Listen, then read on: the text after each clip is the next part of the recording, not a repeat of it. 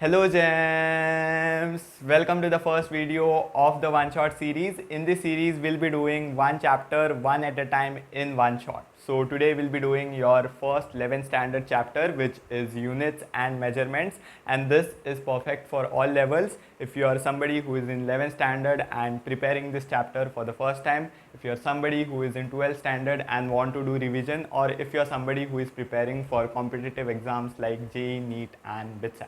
Okay, so this is perfect for all of you. We'll be covering up this chapter in one shot today. It is going to be a long ride, so stick with me. If you're a smarty pants, you can watch this video at 2 times the speed. Okay, so with that being said, let's begin. The first thing that we need to discuss today is physical quantity, or PQ. Okay, not PK, physical quantity, PQ. Okay. So before we begin, I would recommend that each of you should prepare your own notes. Okay, this will help you a lot throughout your preparation. So as we are going through this chapter, prepare your own notes. They will be available to you as and when you need it. Okay, and they are customized according to your needs. Okay, your personal notes are the best that you can have. Okay, so let's begin. So physical quantity. Okay, so physical quantity is basically a quantity that can be measured and has some physical meaning. Okay, suppose I say speed of an object is 1 meters per second.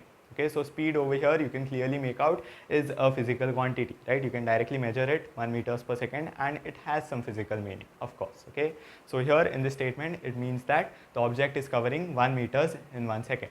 Okay, so physical quantity is a quantity that can be measured, okay, and has some physical meaning. That's a side point. Okay, so it's a quantity that can be measured. Okay, so you can give the example of speed, as I said. Okay, you can give the example of mass. Mass of course has a physical meaning. It is the matter content in a body, right? And you can of course measure mass. You can put something on the weighing scale and tell that the mass of that object is 50 kgs. Okay, so you can quantify it, you can measure it. So mass is a physical quantity. You can say about time. Okay, there are many physical quantities. The list can go on and on. Okay, so time, it will take me 2 hours to reach to your house. Okay, so yes, that can be quantified, right? You can measure time and it has some physical meaning. It's a period, right? So yes, time has a physical meaning and it is something that can be measured. So it is a physical quantity. Okay, so distance also, the distance from my house to my school is suppose some 1 kilometer. Okay, so yes, a distance is the path length. It has some meaning and it's something that can be measured, 1 kilometer. Okay, so yes, it is also a physical quantity. Okay, you can go on and on with this list. Velocity, acceleration, force is push or pull on an object. So that is also a physical quantity. You can measure it, some newtons, right? The unit of force is Newton. Okay, now one thing to note over here is how I express this physical quantities, right? It is something that can be quantified and I quantified it in terms of 2 things. Okay, when I said speed, I said 1 meters per second. When I said mass, I said 50 kgs. When I said time, I said 2 hours. When I said distance, I said 1 kilometers. Okay, so you can clearly see that the physical quantities are quantified in terms of 1 number and 2 unit. Okay, so you can write any physical quantity as n times u. Okay, n times u. This is the first formula of your physics course today. Okay, so physical quantity over here is n times of u. N over here is the numerical value. Okay, it's basically a number. Okay, 1 kilometer, 1 meters per second. Okay, this is 1, that 1. Okay, and u is unit, meters per second, kilometers, kg, seconds, hour.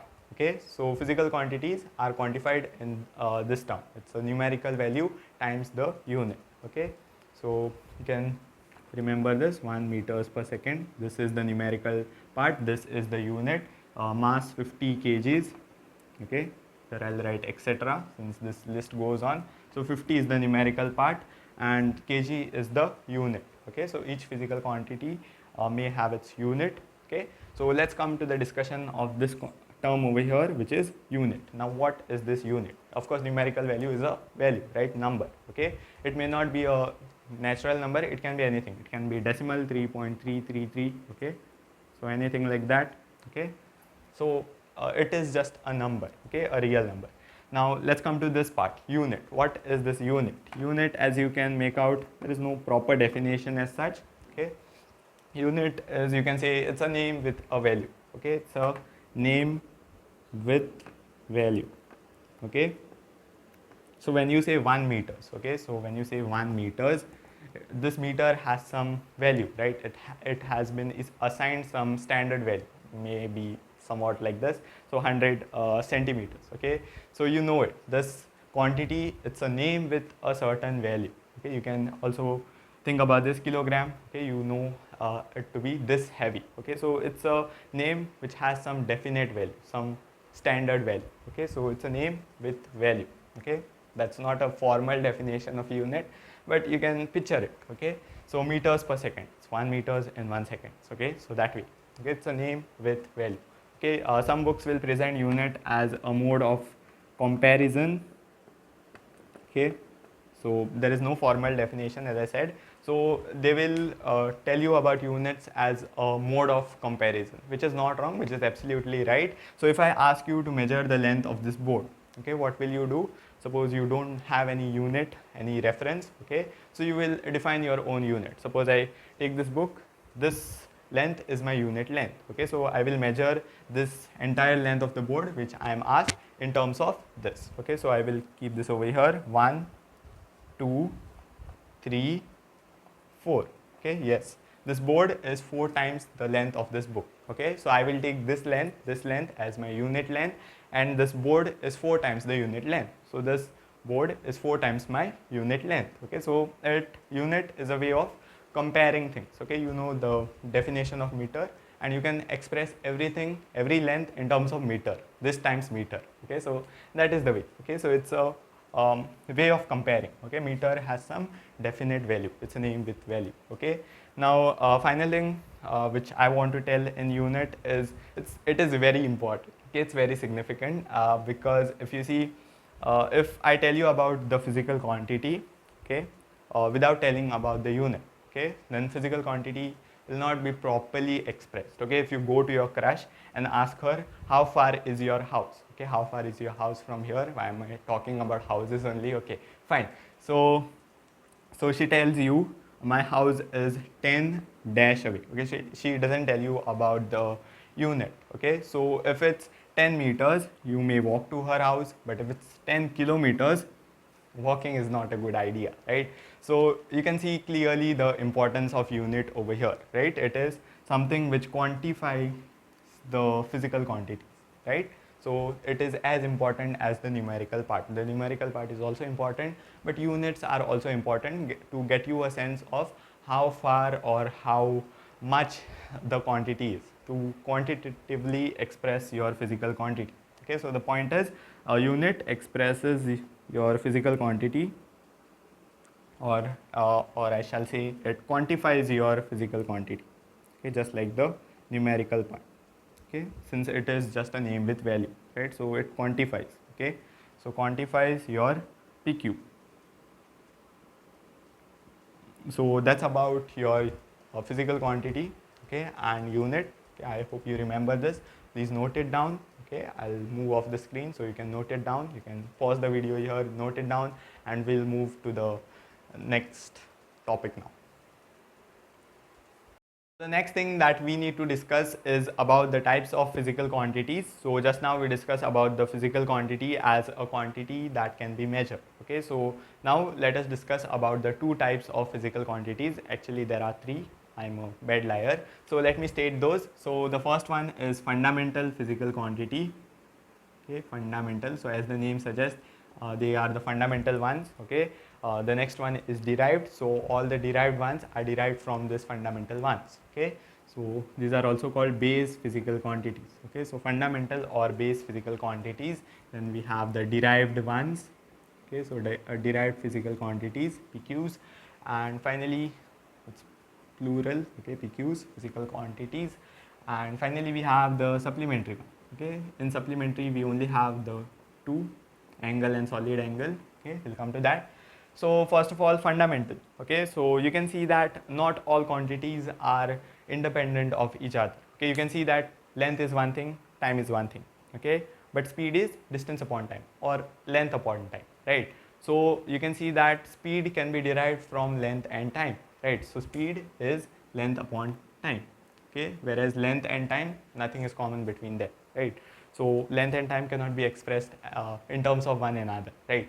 But speed can be derived from these two. So if I treat these two as fundamental, my speed can be derived from these two physical quantities, right? So length and time becomes fundamental over here, and speed is something which is derived from them, right? You can also state that length is speed into time, okay, length is distance into time, right? So conversely you can say that length is derived, okay, length is derived and speed and time are fundamental, okay. The choice is yours. The only condition for a quantity to be a physical quantity, one, it should be independent of each other.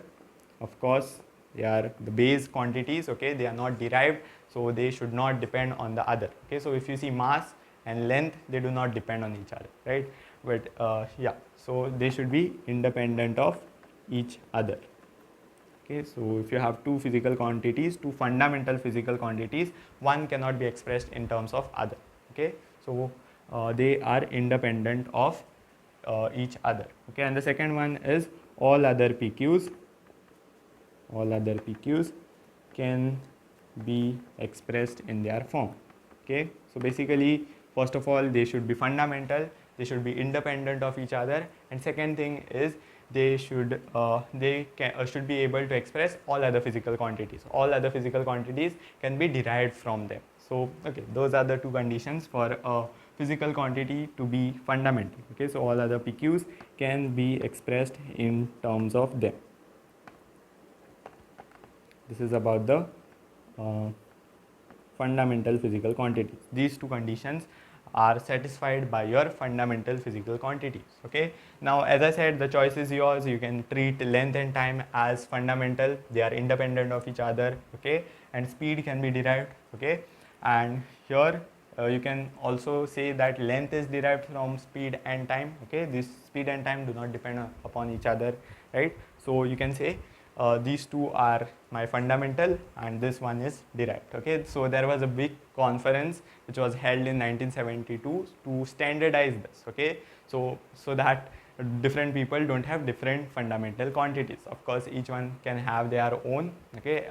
You'll see questions on this, okay, wherein they change fundamental physical quantities, but the conference decided on 7 fundamental physical quantities, okay. So these are the 7 that the world follows. These are the 7 in terms of which all others can be expressed, okay. We'll come to that, but let's go to the derived ones, okay. So derived ones basically are those which can be derived from the fundamental physical quantities, okay.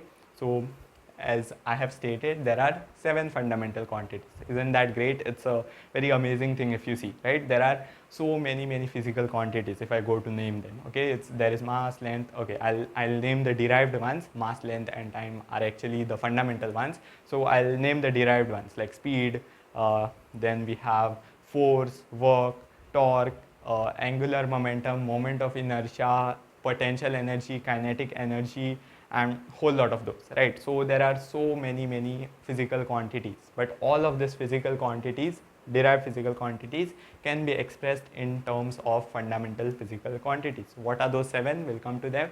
Patience, okay. So you can give the examples of those. So first of all, derived physical quantities are those which can be derived, okay. So it's the same thing like the second point, the converse of that. So those which can be derived from fundamental PQs, so FPQs I shall say, okay. So those which can be derived from the fundamental physical quantities, okay. Example here are speed can be derived from length and time are fundamental, as you will see.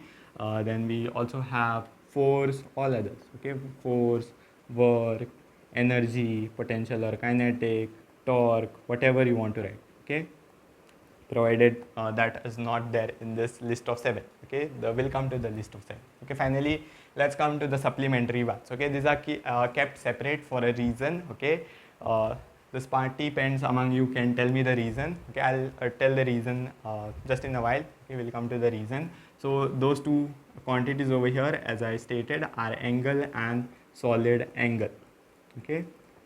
So these are the two quantities Okay, so here angle is basically measured as length of arc divided by the radius. Okay, so if you have an angle over here in a circle, suppose, so this length of arc divided by the radius will give you the angle. Okay, and solid angle similarly, it's for 3D, right? So in 3D you'll have, in place of length you'll have area, and in place of radius, okay, radius only. Okay, in 3D also it's radius, right? So in terms of solid angle, you can imagine a sphere and a cone cutting that. Okay, this is in 2D circle and we have a arc. Okay, and in 3D we have a sphere and we'll have a cone cutting it. Okay, so in that we'll have the area.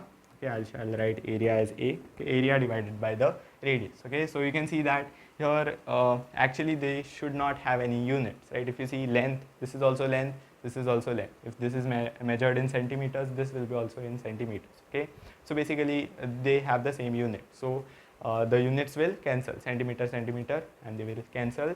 So you can see that this is this actually should be unitless, but we have given them units. So angle, we measure it in radians, and solid angle we measure it in steradians. Okay, so although they seem unitless, but we have given them a unit. Okay, so that is their unit. Okay, maybe that is the reason they are kept separate. Okay, I'll come to that point later. Okay, why they are kept separate. Okay, so this two you shall remember. Okay, so these are the supplementary physical quantities and these are their unit. Every physical quantity may have a unit. Okay, so yes, so that's about the 3 types of physical quantities. Let's go in detail with the fundamental ones. Okay, what are those 7 physical quantities from which all other can be derived? Okay, so let's get to that. So let us now discuss about those 7 fundamental quantities from which all other physical quantities can be derived. Okay, so of course you can have your own fundamental physical quantities provided they satisfied the 2 conditions. What are those? 1, they should be independent of each other, and 2, they should be able to express all other physical quantities. Okay, so provided they satisfied these 2 conditions, you can term them as your own physical quantities. But again, we needed uniformity around the globe, right? So there was a big conference held in 1972 and they pinpointed these 7 fundamental physical quantities. Okay, and these are accepted around the globe, and they pinpointed the physical quantities, their SI unit and the symbol. Okay, so of course you can have your own fundamental physical quantities, but keep it to yourself. Okay, we have accepted this. So the first one is mass. Okay, according to the conference, it's mass. And the SI units, now SI stands for System International, basically means that these units are accepted around the globe. Okay, usually you measure mass in kilograms. Okay, so this was the apt one. So kilograms. Okay, so mass measured in kilograms, SI unit is kilograms. Then the symbol that we use is kg. Fun fact, small k. Okay, and of course small g. And next we have length. It is also fundamental. Okay, you can clearly see mass and length do not depend on each other, right? Then we have the SI unit for length, which is meter, M-E-T-R-E. Okay, so that is the SI unit, and the symbol for it is m, small m. Okay, third we have time. Yes, you can see neither of these depend on each other. Okay, so time measured in seconds. Okay, again the conference decide this. Okay, so seconds, the symbol for it small s. Okay, fourth one, mass, length, time. What do you want next? We can state thermodynamics, temperature. That is how it is written in books. Okay, you can just state temperature, but yeah, let's make it formal. Thermodynamics, temperature. Okay, now it is measured in Celsius, no, Kelvin. Okay, again the conference decide this. Okay, I am not to be blamed over here. Okay, actually there are usually you refer to temperature in Kelvin. When we go to thermodynamics, you will come to know. Okay, so yes, temperature, the SI unit is Kelvin, capital K.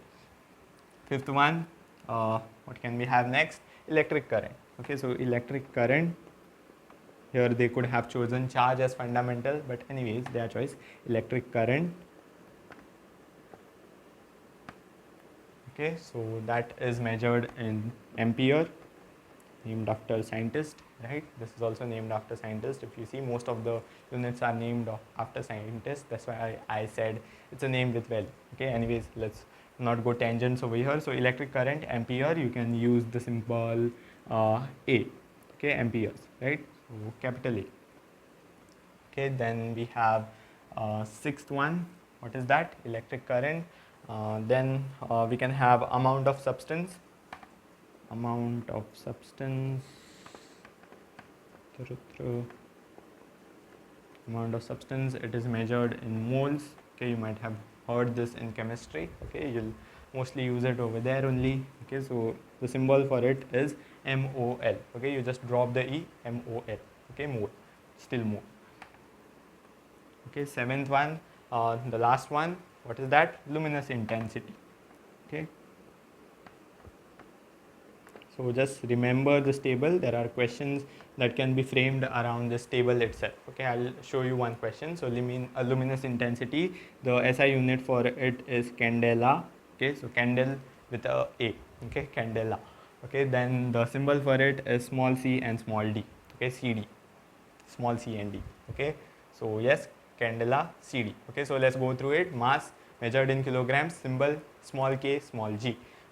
Length measured in meter, the symbol is m. Okay, small m. Time, seconds, small s. Temperature, Kelvin, capital K. Current, ampere, capital A. Amount of substance, mole, drop the E, MOL. Luminous intensity, candle with a A, candela, CD. Okay, now I can frame a question around this. This was a question from BITSAT 2020. Okay, I'll frame the question. The question says, which among the following, okay, is a SI unit?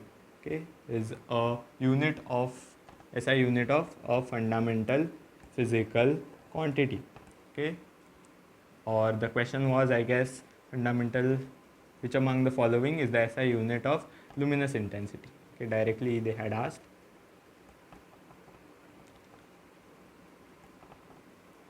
Okay, so you are supposed to tell the SI unit of luminous intensity, and they had just given the symbols this time. Okay, so among this you can decide. Okay, so A, B, C, D. So you can clearly see that the correct choice over here is option D, CD, right? For luminous intensity we have candela. Okay, so CD is the symbol for it. So also remember the symbols as well as the name. Okay, of course these have their own definitions. There was a big conference, as I said. They have very standardized definitions for this, like kilogram is some platinum iridium alloy and it is kept at some place, okay, and it weighs 1 kilogram. Okay, so those are standardized units. Okay, these are standardized values. Kilogram has a definite value. Okay, like meter, for example, I remember this. Meter is the distance traveled by light in 1/299,792,458 seconds. Okay, it's 1/299. You're not supposed to remember this. 7. Okay, I forgot. 299,792, I guess. 458. I'm guessing. Okay, so meter is distance traveled by light in vacuum in this amount of time. Okay, in these seconds. Okay, this is actually speed of light. If you see, so meter is so precisely defined, as you can see. Okay, so yes, the conference was very serious about this.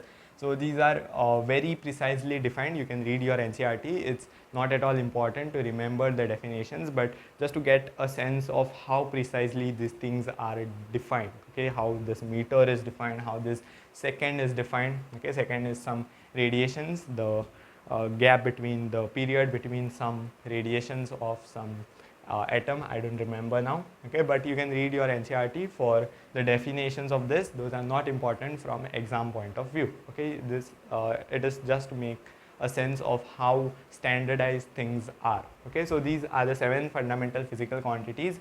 You can note them down. Okay, I hope you have. So let's move to the next topic now.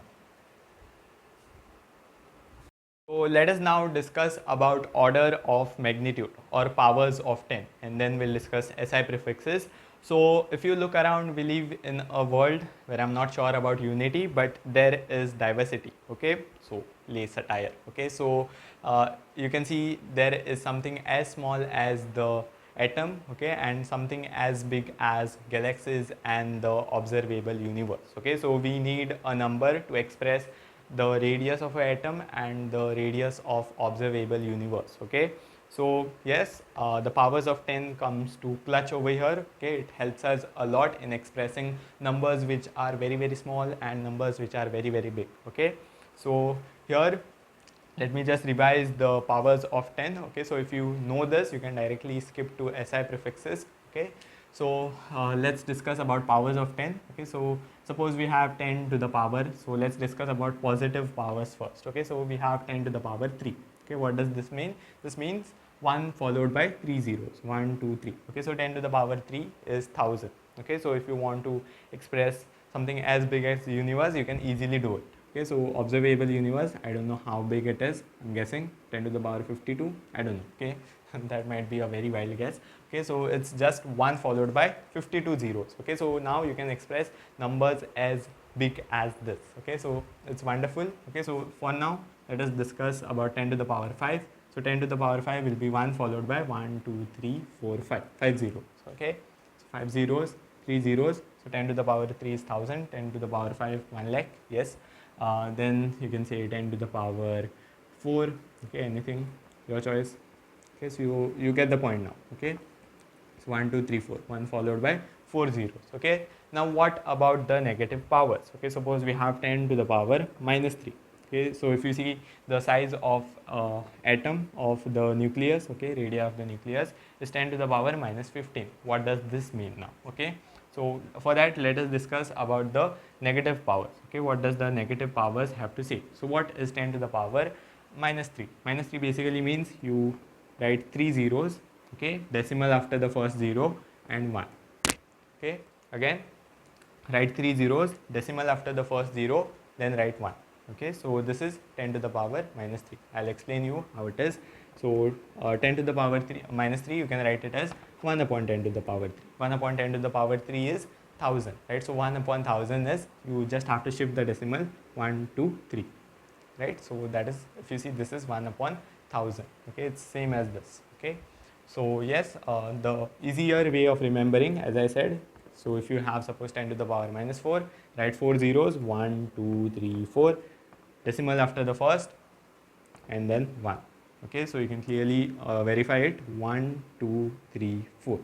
Yes, that is 10 to the power minus 4. Okay, so 10 to the power minus 15 will be 15 zeros, decimal after the first and then 1.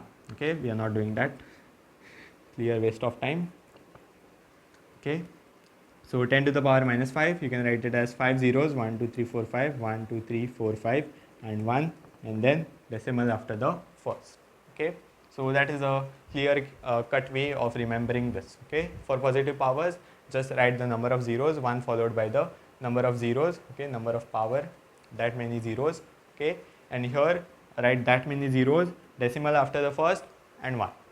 That's done. Okay, now also I will brief you up about scientific notations.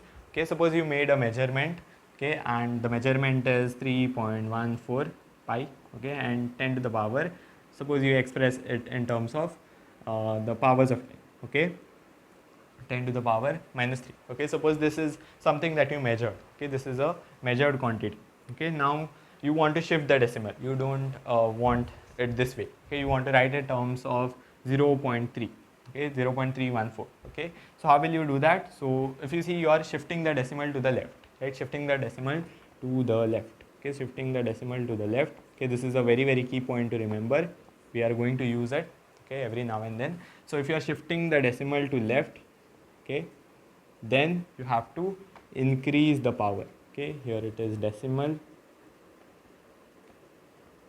and power.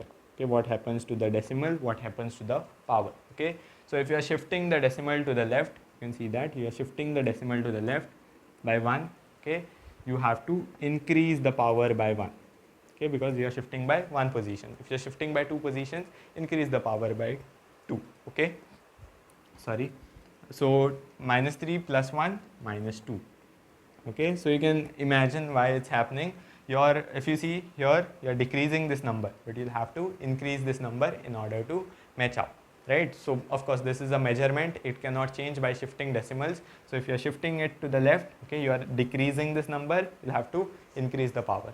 Okay, so that is the logic behind it. But yeah, if you are shifting the decimal to the left, increase the power. Okay, shifting the decimal to the left, increase the power. Okay, shifting the decimal to the right, what will happen? Linear thinking, correct? It should decrease. Okay, so suppose you want to write it in terms of 314. Okay, 314 and you're shifting it by 2. So 10 to the power minus 3 and decrease it by 1, 2. Okay, decrease it by the amount that you are shifting. Okay, so this is 3 minus 3 minus 2 minus 5. Okay, I hope this point is clear. So you can actually use it for positive powers also. Suppose you have positive power 3. Okay, so if you are shifting the decimal to the left, what will happen? Shifting decimal to the left by just one place. Okay, so if you shift it like this, it will become 0.314. What will happen to the power of 10? So to the left, increase the power. To the left, increase the power. 3 plus 1, 4. Okay, if you are shifting the decimal to the right, so suppose you are shifting by, so suppose if you want 3140. Okay, so you want one more place. Okay, 1, 2, and here suppose you can just write a 0 after the decimal, does not make any sense. So 1, 2, 3, 4, right? 1, 2, 3. Okay, you are shifting by 3. 1, 2, 3. Okay, so if you are shifting by 3, increase the power by 3. Okay, hope that is correct. Yeah, that is correct. Okay, so yes, here you will increase the power. Okay, shifting to right. Oh, my mistake, my bad. Okay, so you are shifting to right, decrease the power. Okay, I'll forget. Okay, so shifting to right, decrease the power. So here it will be 10 to the power 3 minus 3. Okay, so here it will be 10 to the power 0, or you can just neglect that. 10 to the power 0 is 1. Okay, so you can basically write it this way. Okay, so this is actually 10 to the power 0, 3 minus 3, or 10 to the power 0, which is 1. Okay, so I hope you got the point. If you are shifting to right, decrease the power. If you are shifting to left, increase the power. Okay, so I hope this is crystal clear over here now. Okay, so this will be using throughout the year. Okay, so yeah, make it clear. Okay, have a very good mental representation of this. Okay, so now let's come to SI prefixes. Okay, and here we'll have the power of 10 and maybe the symbol as well. Okay, okay, so here I will only state those which are very important. This will be given in your NCERT, but only those which are important I'm going to state over here. Not all are important. Okay, there are very few of those which you'll actually use in your entire course. Okay, so the first one we can say it's let's begin with the positive ones. We'll go for macro. Okay, macro, not macro, what am I saying? So mega, 10 to the power 6, a million. Okay, it's 10 lakh. Okay, so mega. Okay, so the symbol for this is capital M. Okay, so first of all, what are these SI prefixes? Okay, you'll come to know. Okay, first I'll describe this kilo. Okay, this will make it simpler for me to explain. Okay, so kilo, the power of 10 is 10 to the power 3 and it is K. Okay, so if you know, we said that SI unit for mass is kilograms, right? Kilograms. Okay, so this was the kilo. Okay, kilo. Okay, kilograms. Okay, so this was the SI prefix to our SI, right? So if you see, if we are measuring a powder, right, kilogram may not be the apt way of doing it, right? If we have small milligrams of some powder, okay, milligrams. Okay, so if you want to measure it in grams or milligrams, you can choose it, right? So kilo just means that it's 10 to the power 3 of grams. Okay, so kilogram means is 10 to the power 3 grams or 1000 grams. This is something that you know from 5th class maybe. Okay, 1 kilogram is 1000 grams, right? So yes, so those are the prefixes. Okay, kilogram, so 10 to the power 3 grams. Okay, so you can express it in any terms. Okay, so according to your measurement. So if you are measuring something as small as suppose the length of this book, okay, so you may measure it in centimeters. No need to write this length in meters. Okay, why will you do that? Okay, so if you have this length in meters, you can very well convert it in centimeters using the powers of 10. I'm going to tell you about the centimeter and all. So this is about mega, kilo. Okay, let's go to centimeter now. Centimeter, not centimeter. The prefix is centi. Meter is SI. Okay, so prefix of SI. Okay, so centi over here is 10 to the power minus 2. Okay, that is the prefix. That is the power of 10 that you are supposed to multiply. Okay, and the unit over here, the symbol over here for this is small c. Okay, so if you have like 412 meters, you want to convert it to centimeters. So if you want this in centimeters, what will you do? You convert this meter into, okay, suppose you have in centimeters. Okay, suppose you have this in centimeters, you want to convert it in meters. Okay, so in place of the c, in place of c, you can write 10 to the power minus 2. Okay, and this will be in meters. So this is your answer in meters. Okay, so that's the way of doing this. So that's why we are defining this. Okay, so that we can express our SI units in any other in the prefix form. Okay, so you can have the length in centimeter, you can express it in meters. Okay, so basically a conversion factor like thing. Okay, so kilo, mega, kilo, centi, then we can have millimeter, you might know. Okay, so that is 10 to the power minus 3 or 1 upon 1000. Okay, and the symbol is small m, of course. Then we have what can we have? Pico. Okay, pico no, we'll have micro first. Micro, 10 to the power minus 6. Mu, this is a Greek letter. You are going to learn a lot of Greek with your physics. Okay, this year. And then micro after that. Nano, not that car, 10 to the power minus 9. Okay, so these are used for measuring small numbers, right? Nanofarad, your capacitance, capacitor, the one that you used in fans and all, that stores charge, that have capacitance. Okay, so capacitance is a property due to which a capacitor stores charge. Okay, so those have your capacitance in these numbers. Okay, nanofarad, picofarad, microfarad. So next term is picofarad, 10 to the power minus 12. Okay, so the symbol for it is small p. Okay, so yeah, those are the symbols. Those are your SI prefixes. Okay, they might be used as prefix something prior to your SI unit, like kilograms. Okay, mega ohms you'll have. Okay, out of this, if I had to select the important ones, it will be kilo, centi, milli.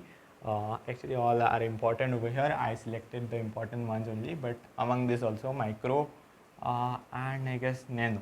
Okay, so I think these are the few important ones, important among the important ones. Okay, so as I said, these are the prefixes to your SI units, maybe centi to meter. Okay, centimeter. Okay, so prefix to your SI unit, meter is a SI unit. Okay, so yes, whenever you see this, you can convert centimeters to meters, kilograms to grams, whatever you want. Okay, so yeah, please remember this and this. Okay, so that you are able to convert from kilograms to grams, centimeters to meters.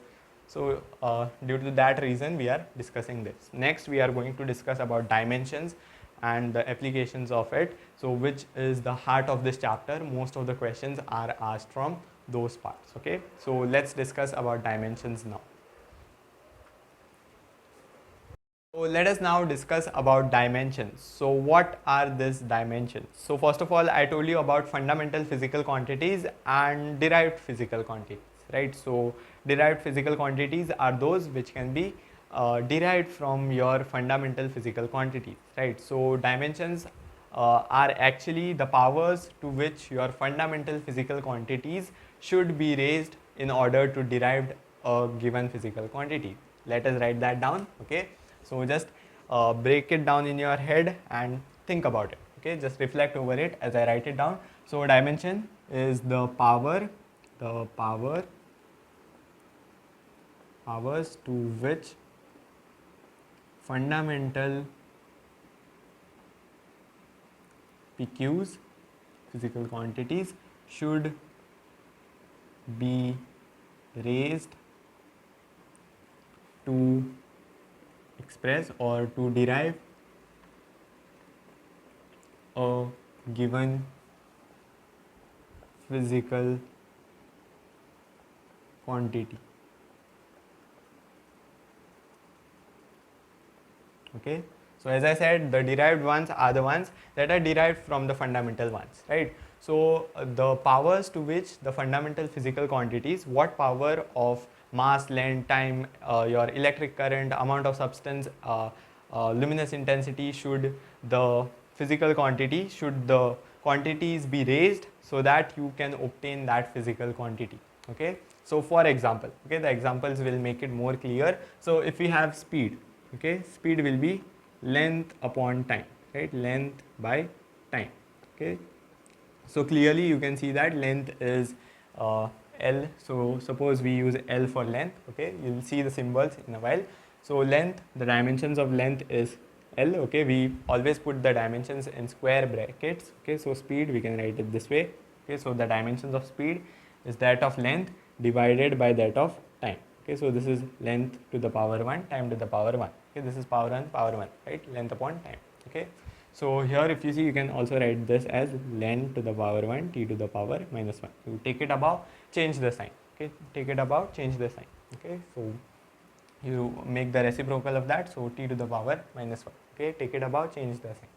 Okay, so here you can see that in order to obtain speed, okay, this is your derived physical quantities, length, time, fundamental physical quantities. Okay, so in order to derive speed, you have to raise your length to the power 1 and time to the power minus 1. Okay, so these powers, okay, the powers to which your fundamental physical quantities, length, time, should be raised in order to obtain speed. Okay, so you can see that the dimensions of speed, you can say that dimensions of speed are 1 in length, okay, the power of length, so 1 in length and minus 1 in time. Okay, so how to read this? The dimensions of speed are 1 in length and 1 in time. Okay, minus 1 in time. Okay, so now let's discuss about the symbol. First of all, we have the fundamental PQs, fundamental physical quantities. So we have mass.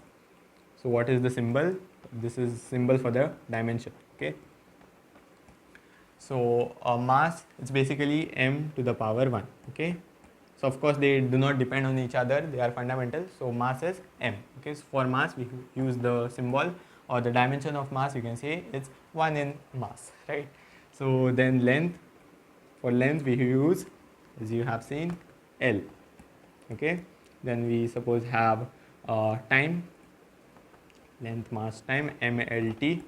Okay, again pretty much same as the units. Now you'll see, okay, these are mass, length, time, mlt. Okay, remember it that way. Then electric current you can have, so that is either some books use A or some books use I. A for ampere, so most of the times I am going to use A. Okay, you can also use I. Okay, some books prefer I, whatever your choice. Temperature, we use K. Okay, then sixth one will have luminous intensity, we can have,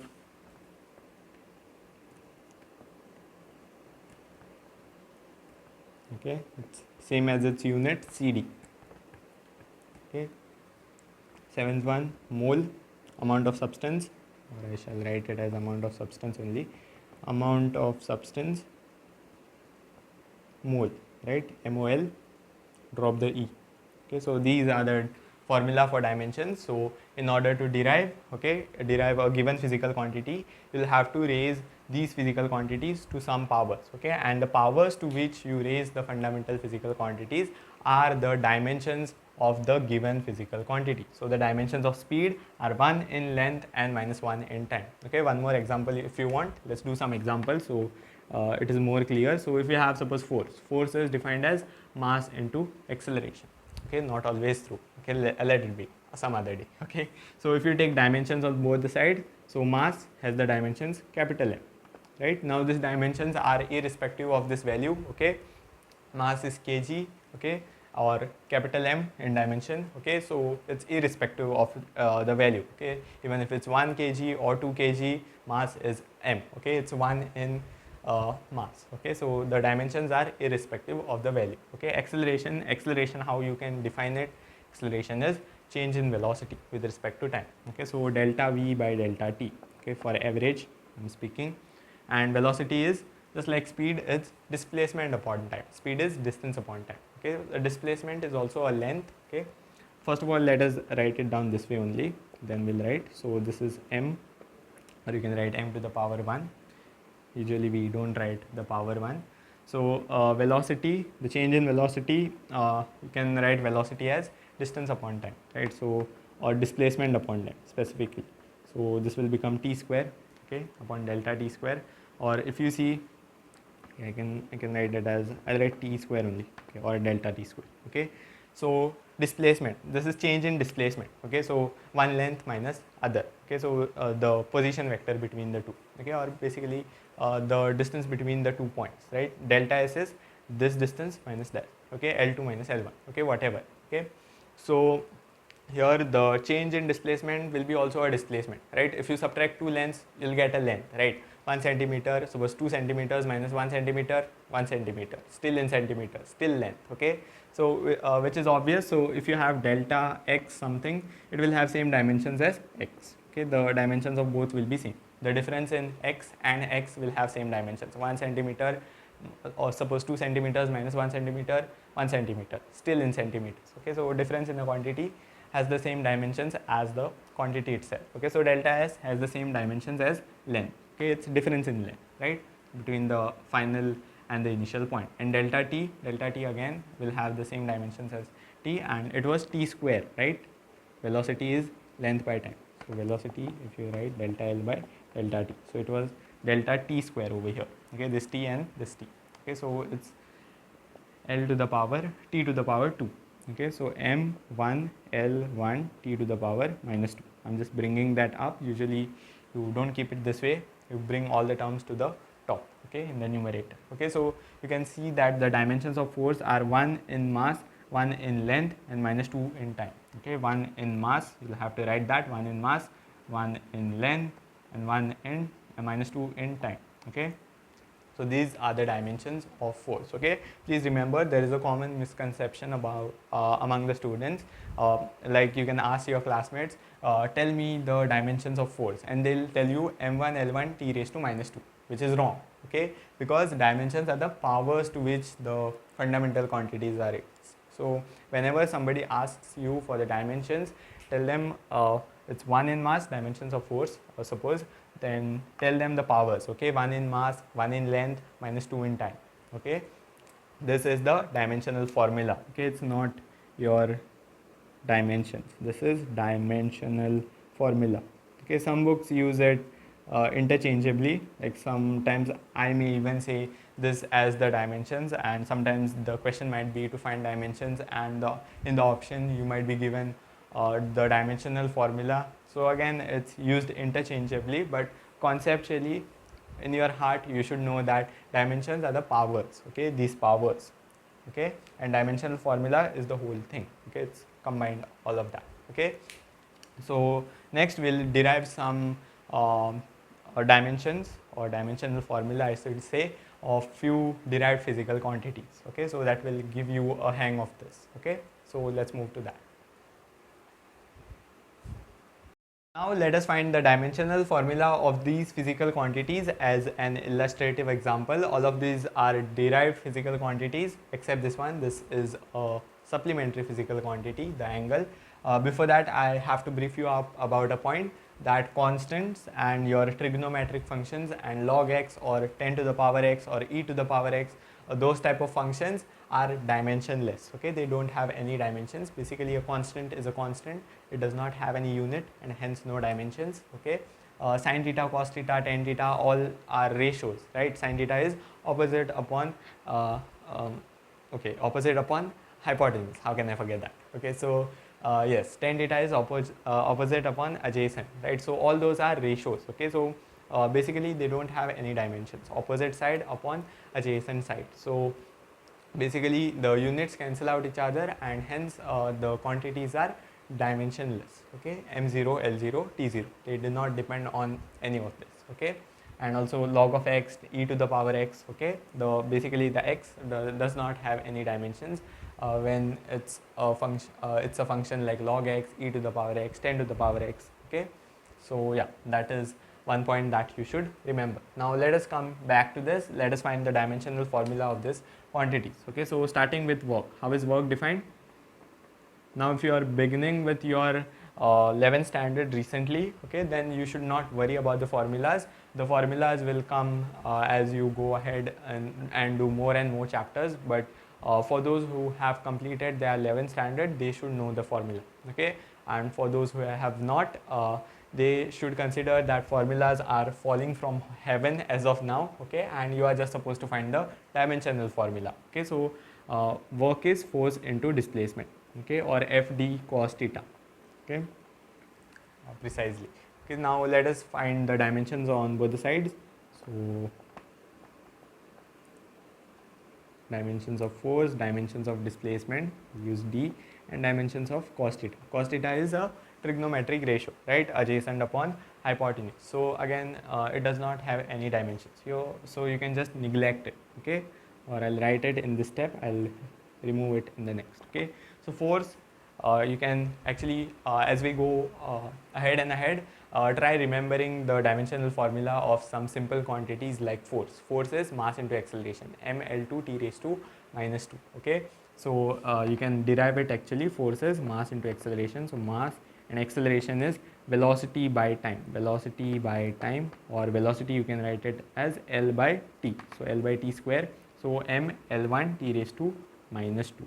Okay, so that's the dimensional formula of force. Okay, remember it.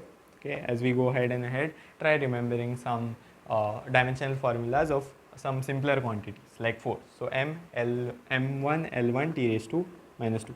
So this is mass, this is acceleration. Okay, displacement is again L to the power 1. Displacement is basically the shortest distance between 2 points, between the final and the initial point, right? So here we'll just have m L2, okay, m1 L2, this and this power will add, and you have the base same, the powers add, right? So 1 plus 1, 2 t raised to minus 2. Okay, so m1 L2 t raised to minus 2. Okay, that is the dimensional formula of your work. Now let's do for the second one, pressure. Okay, pressure. Okay, pressure is force per unit area. Force per unit area. Okay, so pressure, the dimensional formula will be dimensions of force divided by that of area. So dimensions of force, force is mass into acceleration, m1 L1 t raised to minus 2. Remember it, m1 L1 t raised to minus 2. You can choose not to write that one. Okay, your choice. Then area is, area basically meter square, right? You measure area in meter square or length square, side square. Okay, for a square. Okay, so meter square, area is measured. You can look up to the units and then you can think of the dimensions. Okay, that is also a smart way of doing it. So area is usually measured in meter square. Meter square is length square. Okay, so that way also you can do. So L to the power 2. If you take this on top, it will become L to the power minus 2. Okay, on top L to the power minus 2, and then add with this. So L, this was 1, and this minus 2. Okay, when you take this to the top, it becomes L to the power minus 2. Then you have to add this 2, this 1 and minus 2, 1 and minus 2. Okay, so yes, this is minus 2. Okay, so this is ml minus 1, right? 1 minus 2 is minus 1. Okay, you are adding. Okay, by the way, you are adding 1 plus minus 1. Okay, this way you are adding. Okay, now next thing, we have energy or torque. Okay, energy or torque. Why or? Okay, let's see.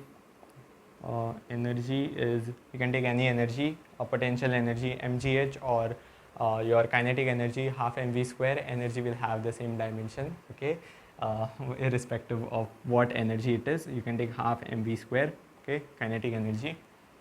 So dimensions of energy will be half. Okay, the dimensions of half. What are the dimensions of half? Half is a constant. Okay, half is a constant, dimensionless. Okay, any constant, okay, not just 2, any constant is dimensionless, okay. So you can choose not to write it. Then mv square, m is mass, okay, and velocity square, velocity is length by time, right? Velocity is distance upon time, right, or displacement upon time precisely. So that squared, right, v squared, okay. So l, I can write this as lt raised to minus 1, lt raised to minus 1, and that squared. So m L2 t raised to minus 2, okay. When it's raised to like this, you just multiply the power, okay. When it's raised to like this, you just multiply the power, okay. So you have brought it in into 2, this is 1, right, 2 into 1, 2, 2 into minus 1, minus 2, okay. When it's like that, you just multiply it, okay. Now let's clear some things off so that I can find the next one, which is the universal gravitation constant. You can see that the dimensions of work and your energy are the same. Actually, energy is your work is also a form of energy, okay. Anyways, we'll discuss it in chapter 5, maybe 5 or 6, okay. Now also they had told about torque. Now torque, we can find torque is the rotational analog of your force r cross f or rf sin theta, okay. The formulas are falling from heaven for the 11 standard pips, okay. So this is torque. The dimensional formula will be, this is tau, by the way, tau. r is basically the perpendicular distance, you can say, okay. So r is basically distance, right. F, what is it? The dimensions of force m L1 t raised to minus 2, okay. M1 L1 t raised to minus 2, mass into acceleration, okay. Sin theta, no dimensions, so this, if you see, it's m L2 t raised to minus 2, okay. So clearly you can see your torque, okay. Your torque and your energy have the same dimensions, okay. Does this mean they two are the same? No, okay. So keep this in mind, that dimensions of a quantity may not be unique, okay. This you can't say that from the dimensional formula you cannot tell what is the quantity. If I give you this dimensional formula, you cannot tell me its energy surely, okay. It may be torque, okay. And if you see, they are very different from each other, okay. Energy is something which is scalar, okay. V square, it depends only on the magnitude, okay. Energy is scalar, torque is vector, okay. So again, dimensions of a quantity does not tell you anything about it, okay.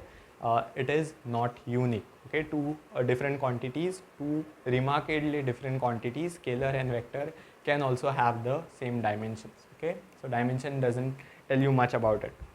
When given the dimension, you cannot guess what quantity it is, but of course you can derive the dimensions for a quantity. You cannot go this way, you can go this way, okay. Now the fourth one, which is the universal gravitational constant. This is from Newton's law of gravitation. You might know F is directly proportional to the product of masses and inversely proportional to the square of distance, right? So F is equal to G m by r square. You might know this law, okay? So they are asking you for the dimensional formula of this G, okay? So take all the other terms to the other side and take dimensions. So this is r square divided by capital M, small m. Basically both are masses, right? So they really matter. Okay, so here force is mlt raised to minus 2, mass into acceleration, radius, okay, this is r, right, distance between the 2 point masses, so r is l square, and here m and m both are masses, right, kg or whatever unit, but both are masses, okay. So both are masses, m square, okay. Now you can take this to the top, or since it is in denominator, you can subtract this power 1 minus 2, okay. In the numerator, if you have the same base, add the powers. In the denominator, if you have, basically you can cancel, okay. So you can subtract 1 minus 2 minus 1, 1 minus 2 minus 1, minus 1, L, this is 1 plus 2, 1 plus 2 in the numerator, okay. Add the powers, 1 plus 2, 3, and t to the power minus 2. So this is your universal gravitation constant, okay. Now finally we have angle and mu. What is mu? Mu is refractive index, okay. So for angle, let us do it over here, and I'll tell you why it is a supplementary physical quantity, okay. Okay, we'll do for both first. First we'll do for angle. Okay, so angle is, as I said, it is defined as length of the arc. Angle, I showed you this diagram, length of the arc divided by the radius, L by R, right? This is also L, this is also L. Okay, so both cancel and the dimensions are all 0, M0, L0, T0. Okay, actually you can write all the 7s, but usually we only write this 3. Okay, you can choose choose to write all the 7, which is very hectic, right? Every time, why will you write all the 7 physical quantities? Okay, if it's not dependent on it. Here A is 0, all others are 0. Okay, so when it's 0, you may choose to write them or may not write them. Okay, so here this type of quantities are called dimensionless. Okay, the quantities that don't have any dimension, M0, L0, T0, like constant, your trigonometric ratios, log n, e to the power x, whatever. Okay, so this type of physical quantities which don't have any dimensions are called dimensionless. But coming to the point, okay, first let us solve for mu. Okay, what is mu? Mu is refractive index, you might know it. Okay, it is defined as the speed of light in vacuum divided by the speed of light in a medium. Okay, speed of light in vacuum divided by speed of light in a medium. Okay, yes. So if you see, both are speed, right? So both is length per unit time, LT raised to -1, right? Length per time, right? So if you see again, this is also dimensionless. Okay, see, both are dimensionless, but this is not supplementary. This is supplementary. Angle is supplementary. Why? Because if you see, mu does not have any unit. Okay, whenever you tell about, suppose the refractive index of water is 4/3. Okay, if you say that, you don't mention the units, right? Refractive index does not have a unit. Okay, so it's dimensionless. So it's dimensionless plus unitless. Does not have dimension, does not have unit. Okay, so your mu, refractive index. Okay, but here if you see, it is dimensionless. Of course, it does not have dimensions in M, L and T. Okay, all are 0. So of course it's dimensionless. It does not depend on the fundamental physical quantities. Okay, but it has unit, right? We have decided the unit for this. If you remember, the unit for angle was radians. Okay, so here we have unit, it's measured in radians. Okay, and maybe this is the reason that it is kept separate, the angle and the solid angle. Okay, from the other physical quantities. Okay, so there will be physical quantities which are dimensionless and unitless. Okay, but and here only the two special ones over here, which is angle and solid angle, are maybe only the two physical quantities which are dimensionless. Of course, they do not depend upon MLT or any of those 7, but have unit, radian and steradian, if you remember. Okay, so that's the special thing about them, and that's why they are maybe supplementary. Okay, and this mu or any other ratios, you'll see a lot of dimensionless terms. Okay, go ahead and solve more problems, you'll come across this dimensional terms. Okay, like most of the ratios. Okay, so yes, this refractive index is dimensionless as well as unitless. It does not have any unit. Whenever you specify the refractive index of a quantity, you just not quantity of a material, you just state it as a number. Okay, you don't follow it by unit. It's dimensionless and unitless. Okay, now coming to the question, I'll leave this as a question to you. Can there be a quantity which is unitless but has dimension? Okay, you're following me? We discussed about a quantity which is dimensionless but has unit, supplementary quantities. Here we also discuss about quantities which are dimensionless, unitless. Both are not there. Okay, but can there be a quantity which is unitless, does not have any unit, okay, but does have dimension? Okay, this is something that you will let me know in the comment section. This is something that you can ponder about. It's maybe out of the scope of your syllabus, but yeah, do let me know that answer in the comment section. Now next we'll go to the applications of dimensional analysis, which is the heart of this chapter, and you are going to love it. Okay, so let's go over there. So here comes the most interesting part of this chapter, which is applications of dimensional analysis. And the first that we are going to learn is conversion of units. Okay.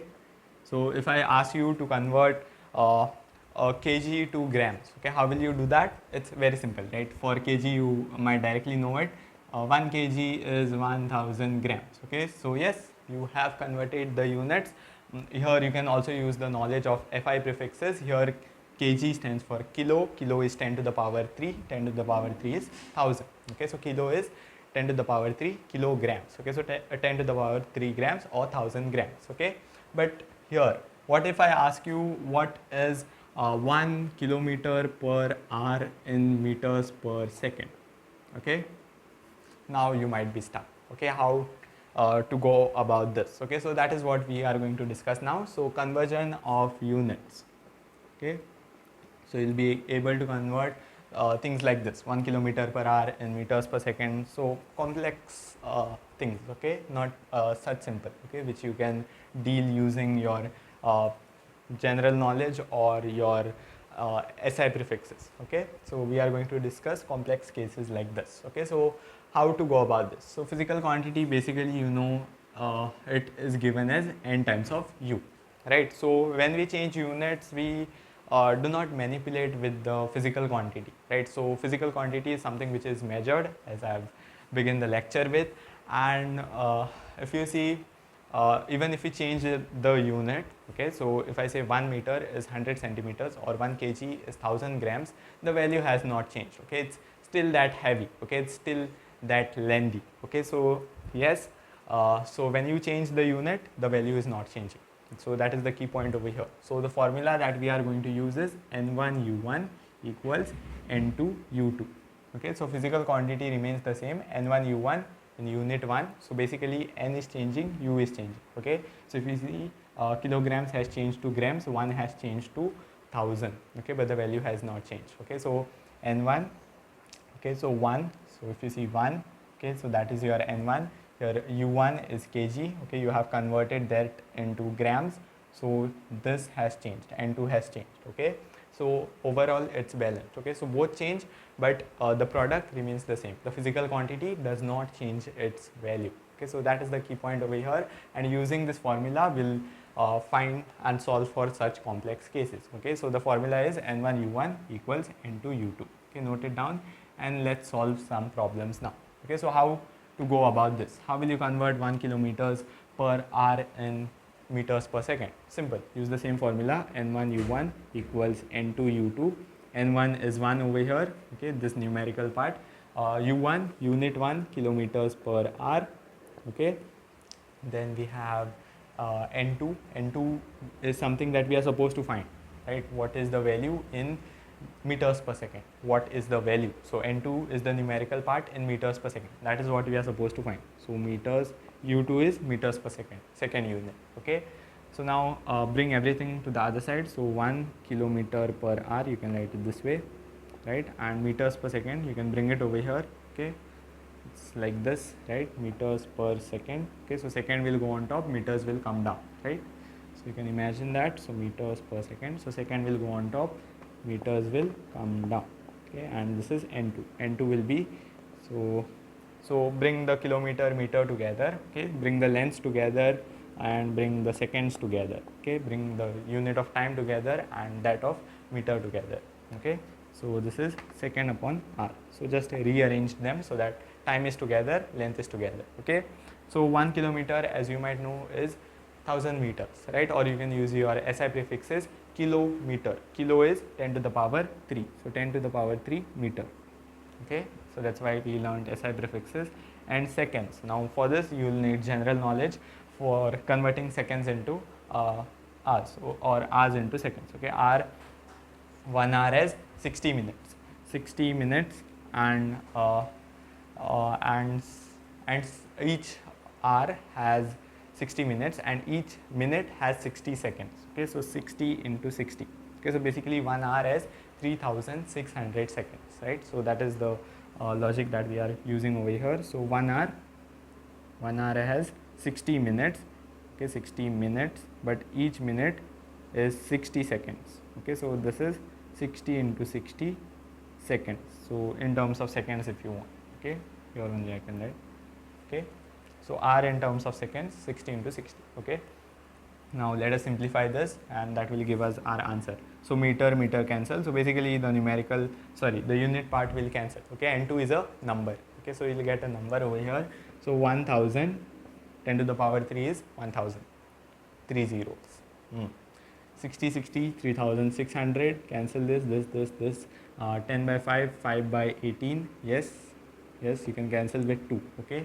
So finally you can write 1 kilometer, so you get the numerical part, so you can fill that up now. So 1 kilometers per hour is 5 by 18 meters per second, or I can write it meters per second, okay. So this is your answer over here. Okay, so you converted 1 kilometer per hour into meters per second. Okay, so yeah, I will tell you to remember this result because we are going to use it in the next chapter. Usually you'll be given speeds or velocities in kilometers per hour, and you'll have to convert them to meters per second. And for converting, we'll use this vector 5 by 80. Okay, or just remember 5 by 80. Okay, so in order to convert kilometers per hour into meters per second, you just have to multiply by 5 by 80. Okay, so that's the thing.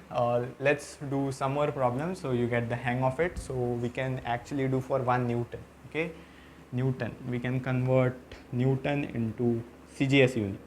Okay, so what is Newton? Newton is the SI unit of force. Okay, it's named after Newton only. Yeah, but okay, so Newton is, if you see, it's for force, right? Force is mass into acceleration. So mass is kg into acceleration meters per second square, right? Kg meters per second square, or you can relate this to mlt raised to minus 2. Okay, mass is kg because you know the dimensional formula for force is mlt raised to minus 2. Okay, so mass is kg, m length is meter, time is seconds, s raised to minus 2. Okay, so you can do it that way also. I'll keep it there so for your reference.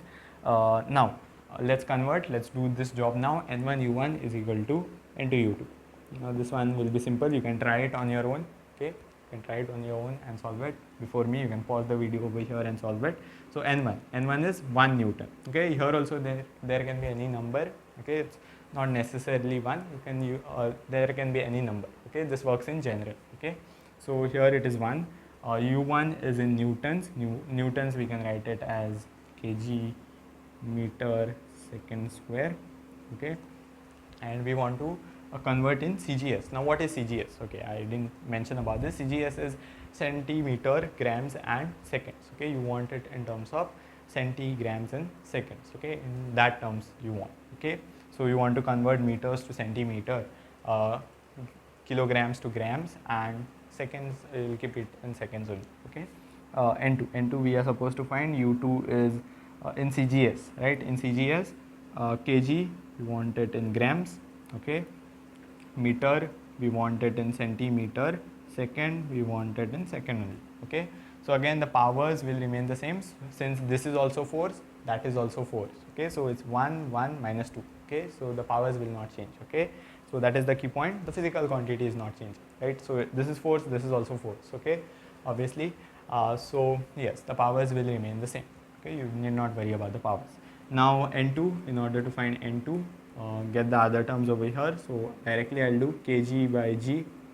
Okay, kg by g, meter by centimeter, and actually you can cancel this s to the power minus 2, or I'll write it and then cancel. Okay, so basically it's cancelled. Okay, directly you can cancel. Okay, so only these two terms are over here. Kilograms, 1 kilo is 10 to the power 3. You can use SI prefixes or your general knowledge. Meter is 100 centimeter, or you can use SI prefixes. What we can do, we can say centimeter. Centi is 10 to the power minus 2, if you remember. Okay, so 10 to the power minus 2 meter. Okay, centi is 10 to the power minus 2 and meter. Okay, so here we have N2. Okay, now if you see, you can take this on top, gram cancel, meter cancel. The answer will be a number, as I said, and this will go on top, and 3 plus 2. This will go on top as 10 to the power plus 2.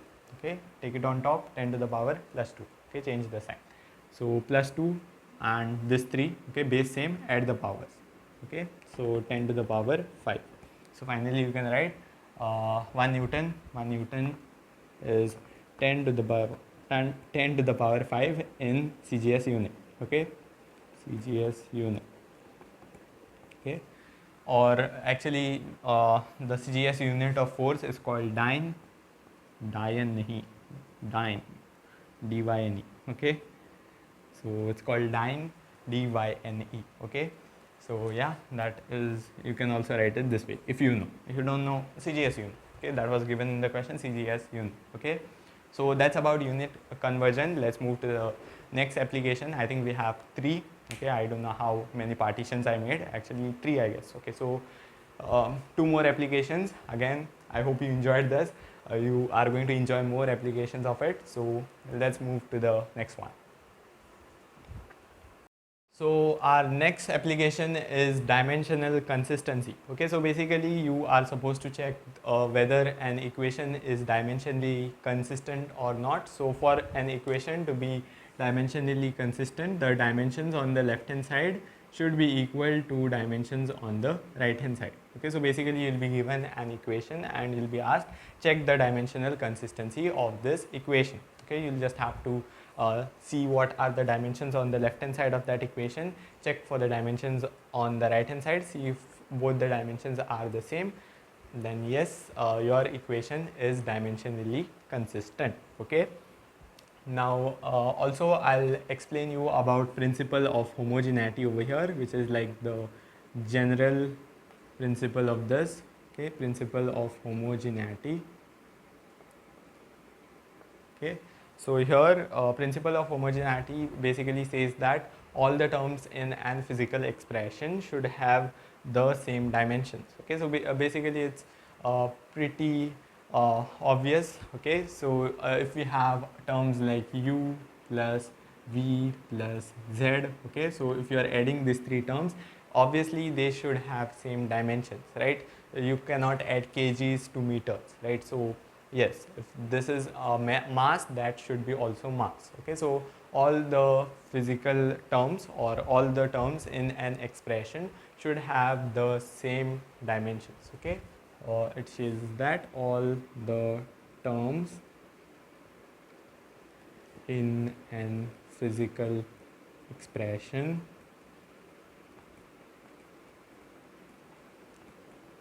should have same dimensions. Okay, you can only add apples to apples. Okay, same dimensions.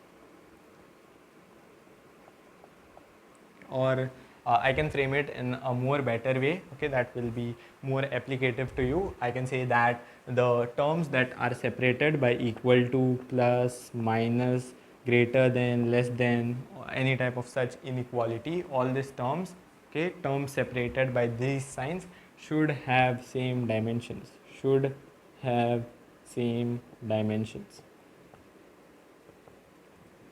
Note over here, you cannot see multiplication and division. Yes, those any 2 quantities can be multiplied. Okay, you can multiply mass and acceleration to give you force, but mass and acceleration have different dimensions, right? So yes, they any 2 quantities with different dimensions can be multiplied, but in order to add, subtract or compare, you need to have same dimensions on both the sides.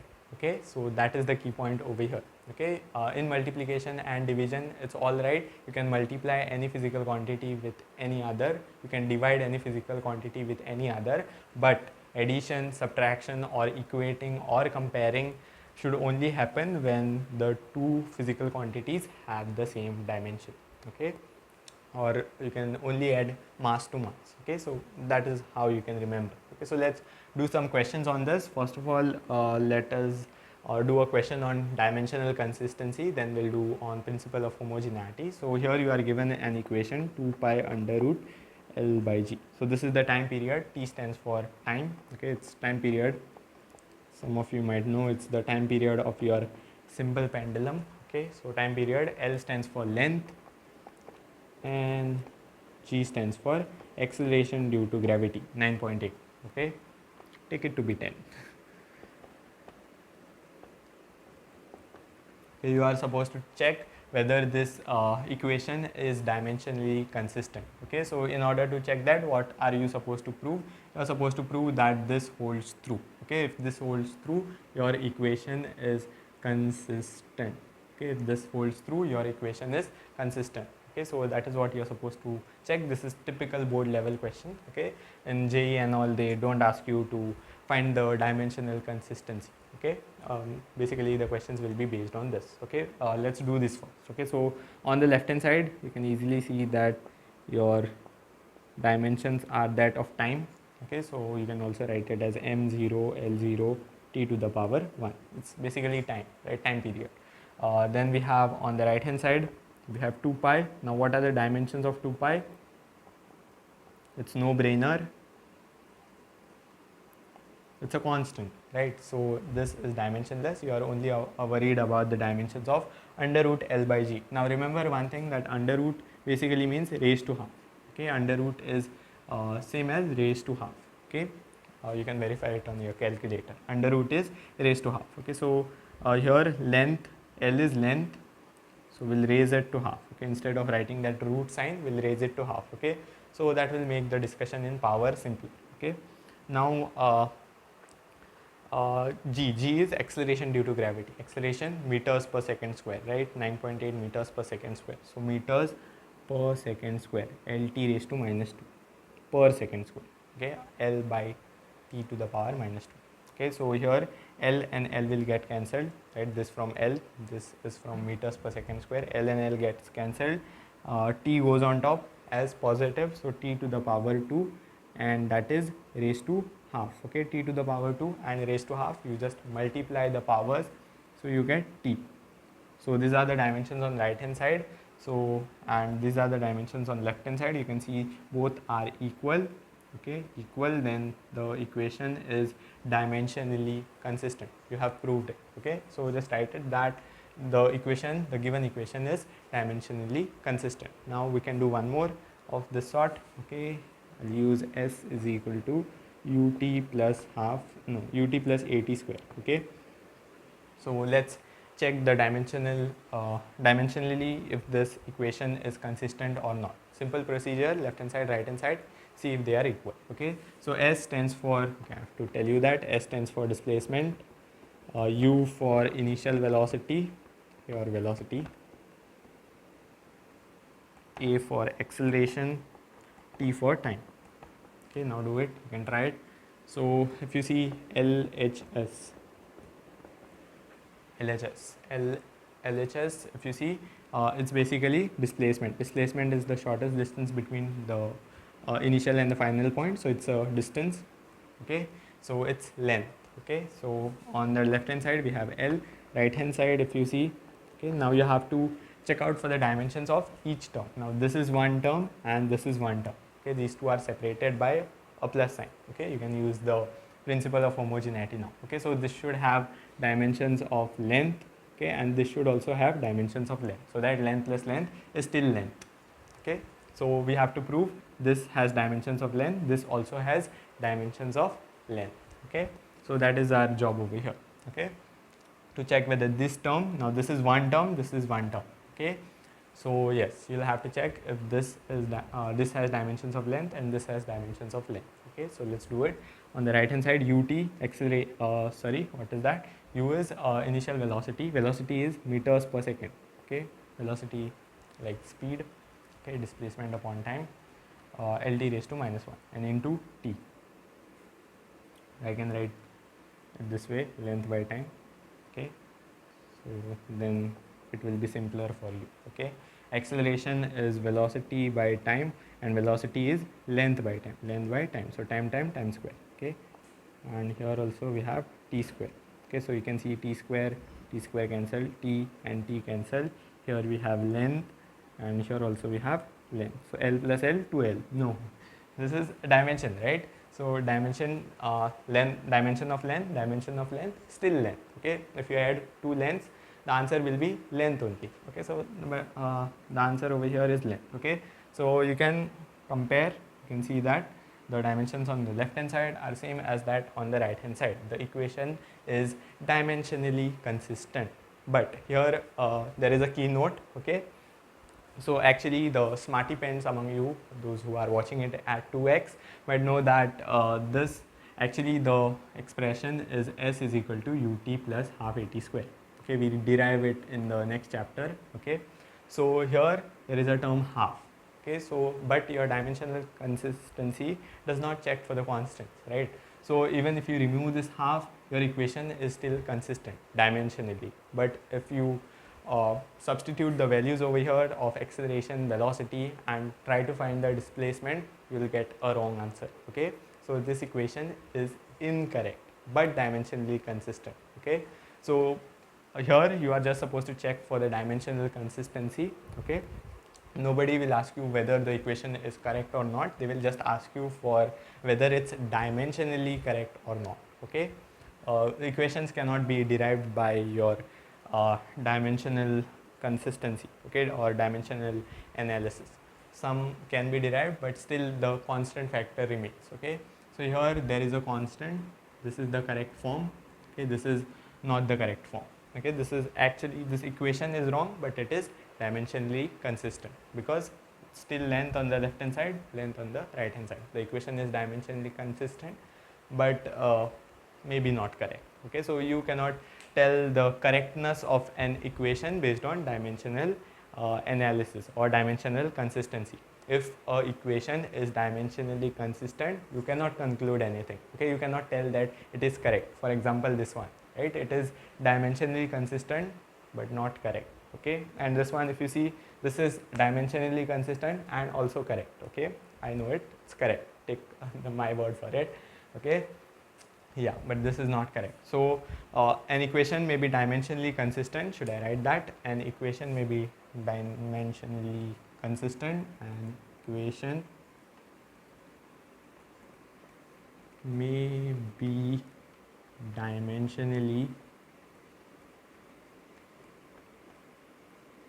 consistent but not correct.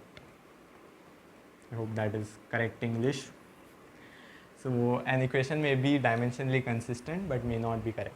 Okay, but may not be correct.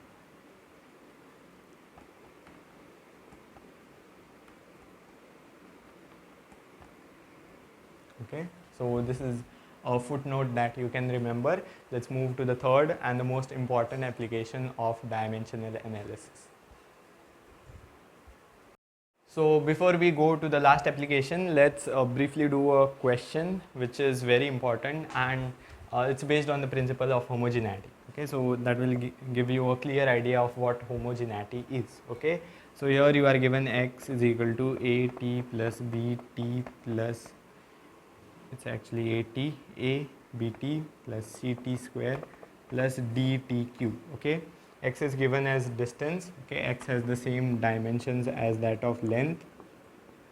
Okay, and you are supposed to find the dimensions of a, b, c and d. Okay, here you are supposed to assume one thing, that the equation is dimensionally consistent. Of course, that is how you are going to approach it. Okay, so all the terms that are separated by equal to plus signs have the same dimension. Okay, so all these terms a, bt, ct square and dt cube have the same dimensions, and that of x. Okay, so x, a, bt, ct square and dt cube have the same dimensions. Terms separated by plus, minus, these signs should have the same dimension.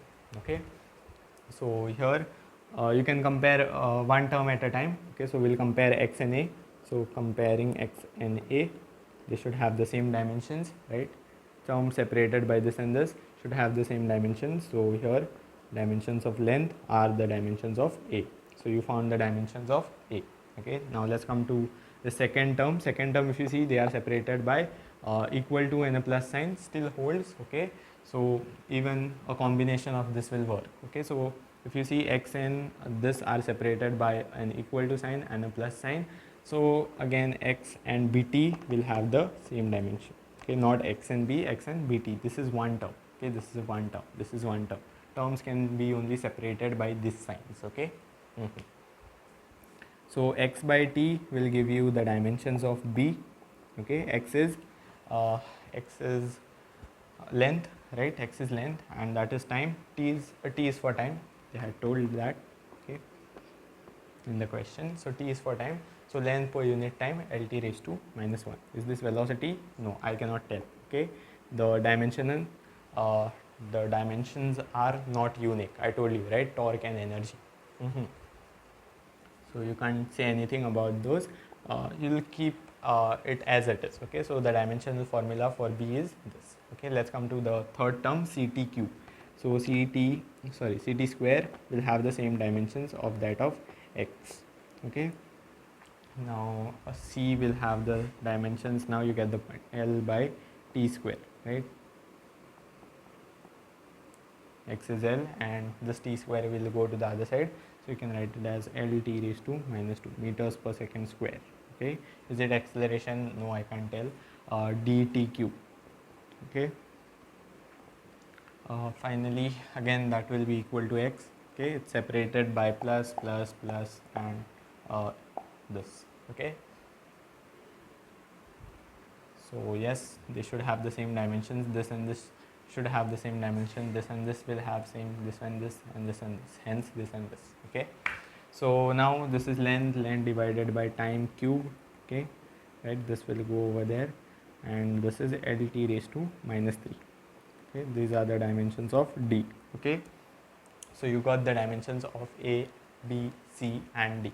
Okay, more complex questions can be framed on this, but remember that signs or the terms that are separated by this should have the same dimension. Okay, they will have the same dimension, and accordingly you can solve this type of questions. Okay, so let's move to the last application now. Finally, coming to the last application, which is establishing a relationship ish. No, not the one that you're thinking.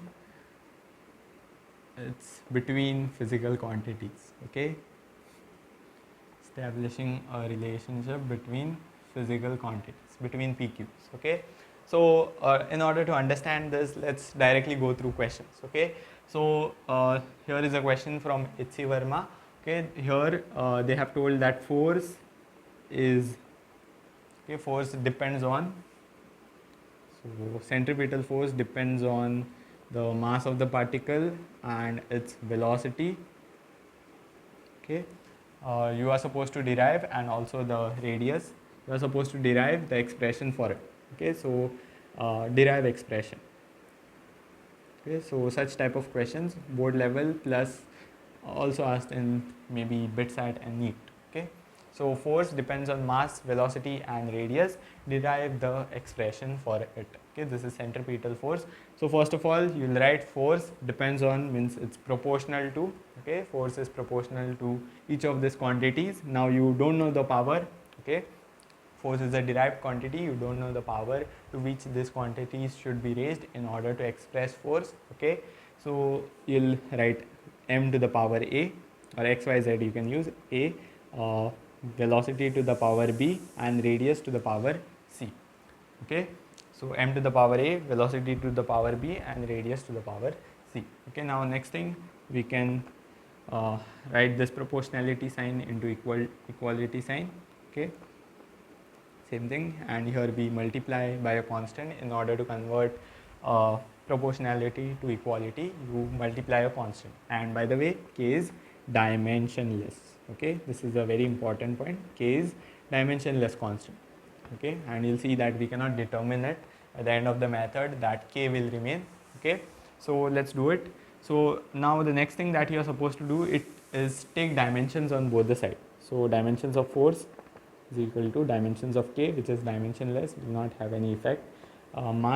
Mass is m to the power 1, right, m1, and that is to the power a, so that I have raised. Velocity is meters per second, right, lt is to minus 1, I can say, and that to the power b, and radius is basically a distance, so length to the power c. Okay, Now bring the like terms together. Here force can be written as mlt raised to minus 2, mass into acceleration. Okay, so this is dimensionless, would not have any effect, m0 l0 t0. Okay, here bring m's together. Here only one m, so m to the power a. L, if you see, l to the power b plus l to the power c, I mean l to the power b plus c, right? So this is L to the power B, and here we have L to the power C. So same base, add the powers, okay? And T, if you see, T to the power only minus B, okay? No other T terms. So let's derive it. So now you are just supposed to compare, okay? Compare on both the sides. So the steps are pretty simple. First, whatever the physical quantity depends on, raise the corresponding powers a, b, c. Okay, raise the corresponding physical quantities to the power a, b, c. We don't know a, b, c. Our job is to find those a, b, c, so that we can express or derive an expression for force in terms of this. Okay, so that is our key point. Then convert proportionality to equality by multiplying a dimensionless constant. Then take dimensions. Okay, bring the like terms together, and then compare dimensions on both the sides. Compare dimensions. Dimensions are powers. Okay, powers. Okay, so compare the power of m and m. Here it's 1, m1 l1 t raised to minus 2. Okay, so a is 1, and if you see b plus c is also 1. Okay, and here if we compare, minus b is minus 2. Okay, so from here you will get some equations, and from these equations you can find the value of a, b and c. So b is equal to 2, okay, and you can substitute it over here. So c will become, b is equal to 2, c will become 1 minus 2, so that is minus 1, right? Yes, so the final expression that you will get is forces. So let's write this, use this, okay. Write the values of a, b, c. A is 1, so you can just write it m to the power 1. B is 2, so v square, and c is minus 1. Okay, so I can take it in the denominator as r to the power 1, or you can also write it over here, but preferably don't use minus powers. Write it in the denominator, okay, and power becomes plus, okay, plus 1. Okay, so your centripetal force is k mv square by r. Okay, k is 1 in this case, but we cannot determine using dimensional analysis. Okay, we cannot determine that k using dimensional analysis. That is one of the limitations of dimensional analysis. Okay, I hope you understood the procedure. Let's do some more questions on this so we get a hang of this, so you can note it. Okay,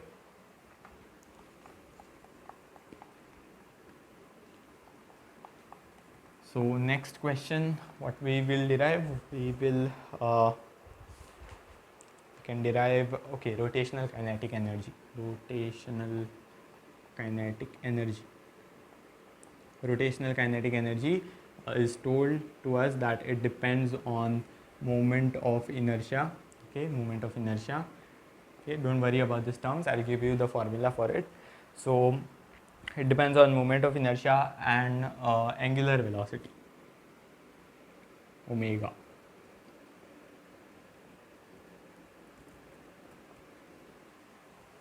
Okay, yes, so you are supposed to tell what is the expression. Okay, the question remains the same. Derive the expression for rotational kinetic energy. Okay, so I'll use k for kinetic energy. It depends on moment of inertia I, and it also depends on omega raised to power a, raised to power b. I don't know the powers. Okay, it depends on this, some power of these. Okay, now let's convert that to equality. We'll multiply a constant, dimensionless constant. So k dash is dimensionless. I'm using k dash because I've used k over here. Now next thing, what is the next step? Take dimensions on both the sides. Okay, k is the kinetic energy, rotational kinetic energy. K dash, don't consider only, it's dimensionless. I to the power a, omega to the power b. Okay, so those who know the formula of this can proceed with it. Those who don't know, here are the formulas. I is mr square. Okay, basically k mr square, some constant times mr square. For ring you can take it as mr square. Okay, but constant, need not worry about it dimensionally, right? So mr square, m is mass, r is radius. You can treat it as radius. Okay, Omega is angular velocity. Angular velocity is given as 2 pi by t. Okay, 2 pi by t. It's yeah, angular velocity. Angle 2 pi and how much time. Okay. So yes. So from here you can find the dimensions of I and omega. First of all, this is kinetic energy. Energy, you shall know it as ml2 t raised to minus 2. Remember, this and torque had the same dimensions, or you can just remember half mv square, mv square. Okay, v is l t raised to minus 1. So square it, l2 t raised to minus 2, ml2 t raised to minus 2. Okay, you can remember energy, work and all, they have the same dimensions. So yes, these are the dimensions of energy. Now coming to moment of inertia, m l square, right, mass and radius. Okay, omega is 2 pi by t. 2 pi does not have any dimensions. You can see this is t in denominator, so t to the power minus 1. Okay, b, 2 pi is constant. So here m to the power a, okay, l to the power 2a, right, just multiply the powers, t to the power minus b. Okay, so you can clearly see, you can compare now. What is the next step? Compare dimensions. Compare dimensions.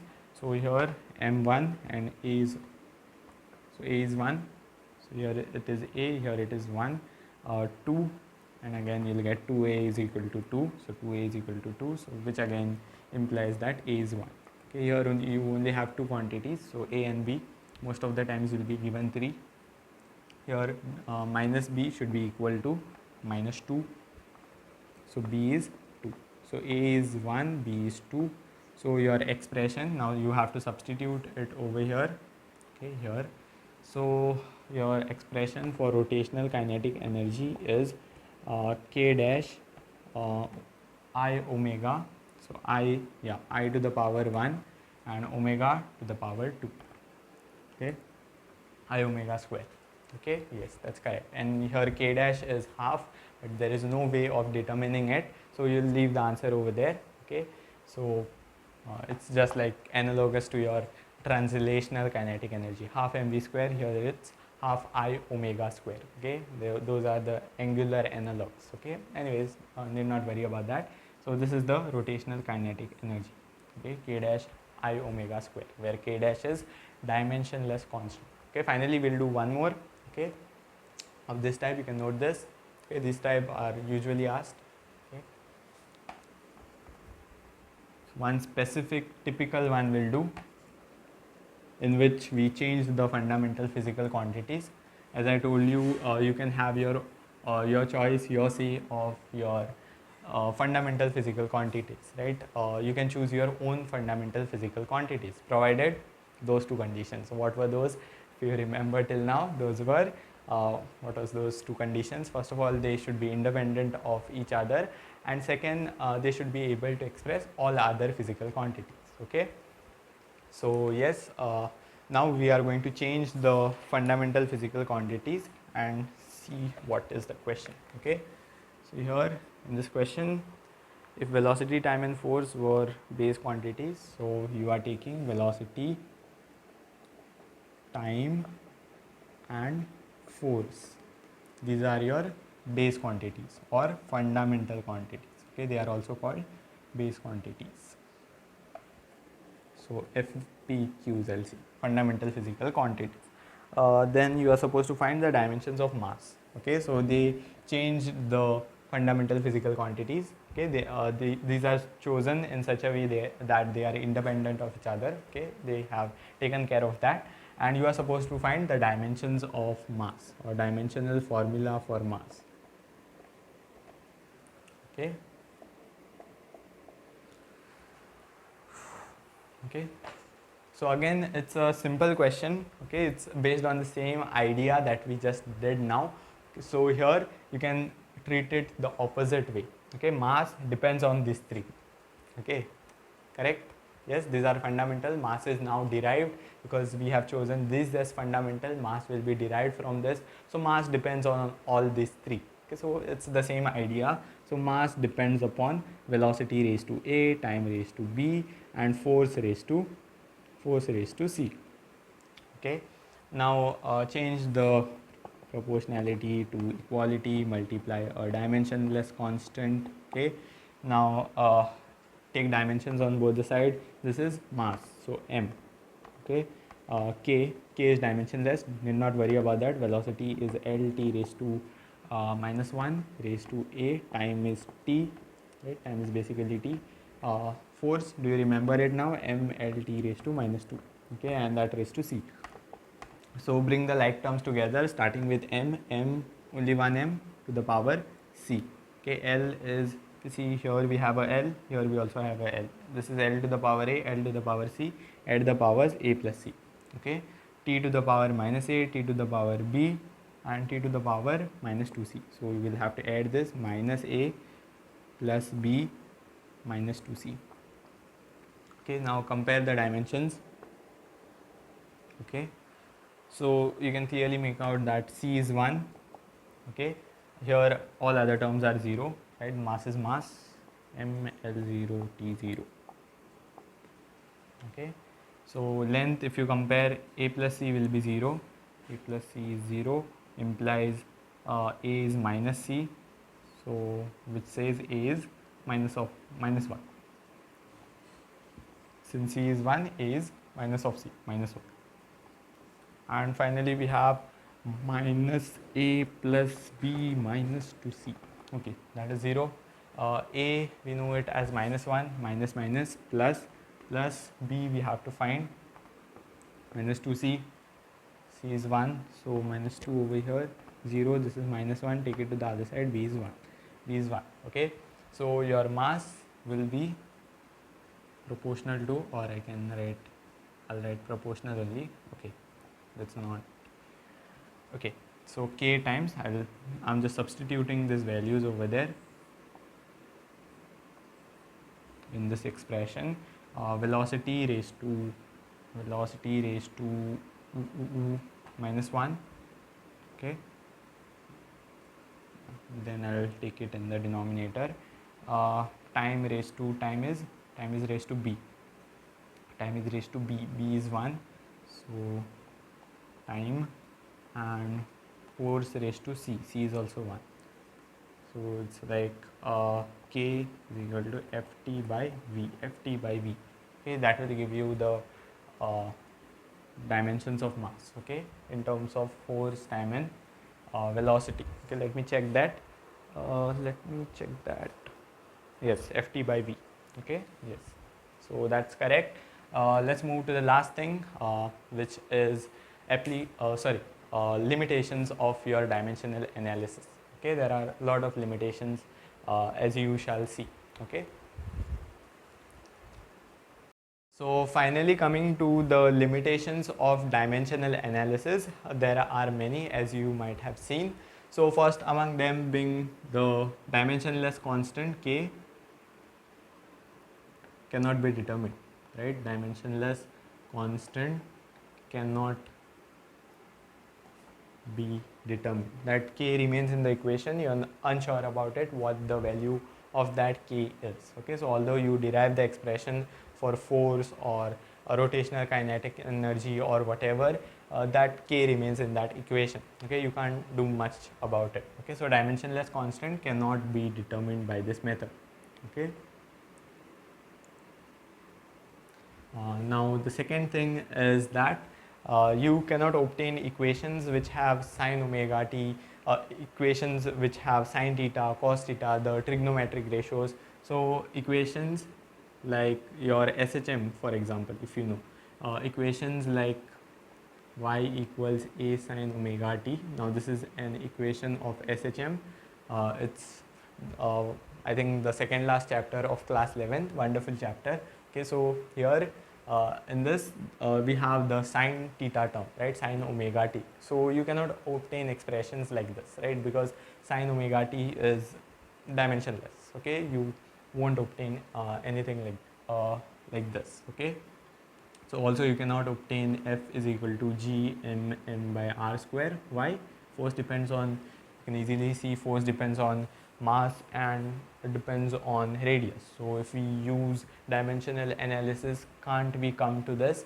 Actually not, because g has some dimensions over here. Okay, the important condition over there when we were asked to derive the expressions was that k was dimensionless constant, right? Here g has some dimension, okay, so it is dimensional constant, okay, dimensional constant, it has dimensions. So the expressions in which the constant has dimensions cannot be derived, okay, the expressions in which constant have dimensions cannot be derived, okay, write it down if you want to. So dimensionless constant, dimensional constant have dimensions. I'll repeat the sentence once more, that expressions in which the uh, constants have dimensions cannot be derived using dimensional analysis, okay. Now the third thing is that we can only obtain product type of equations, right? Product type equations can be obtained.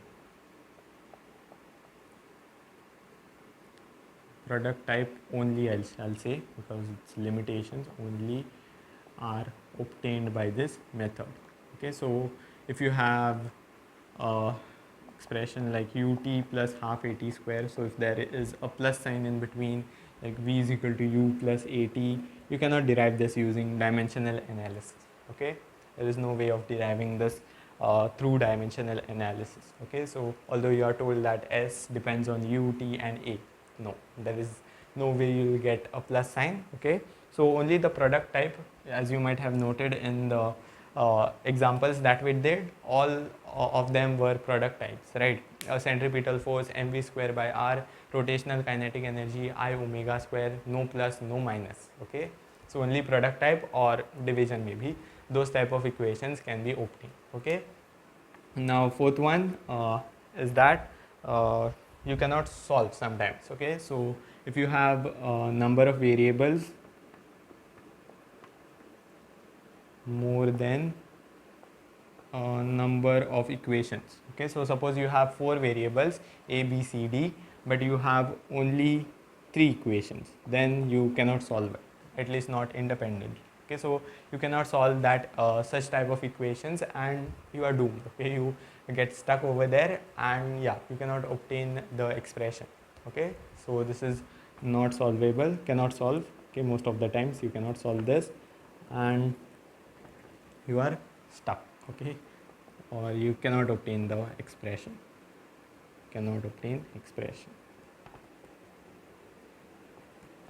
Besides this, we also discussed about the dimension not being unique, okay, those like foot points, okay. I will just mention them as foot points. They don't come under dimensional analysis, they are in general the limitations of dimensions, okay. So here these are the 4 important ones, okay, for dimensional analysis. Fifth one, I will say dimensions are not unique, okay. So if you see torque and energy have the same dimensions, right, not unique. So whereas torque is they differ remarkably. Torque is a vector and energy is a scalar, okay. So dimension of a quantity does not tell us anything about it, okay. So dimensions are not unique. So if you are given dimensions of a quantity, you cannot tell the quantity, okay. So if I tell you m L2 t raised to minus 2, you cannot tell whether it is torque or whether it is energy, right. So dimensions are not unique. And sixth one, which we mentioned, was that equation, okay. S is equal to ut plus half at square, or ut plus at square, okay. So this equation over here is consistent but not correct. So you get sometimes consistent. So your dimensional analysis only verifies whether the equation is dimensionally consistent, okay. I shall say dimensionally consistent, okay. So your equation is dimensionally consistent but not correct. Okay, this is not the correct equation. Correct equation is s is equal to ut plus half at square, this one, okay. So dimensionally consistent but not correct equation.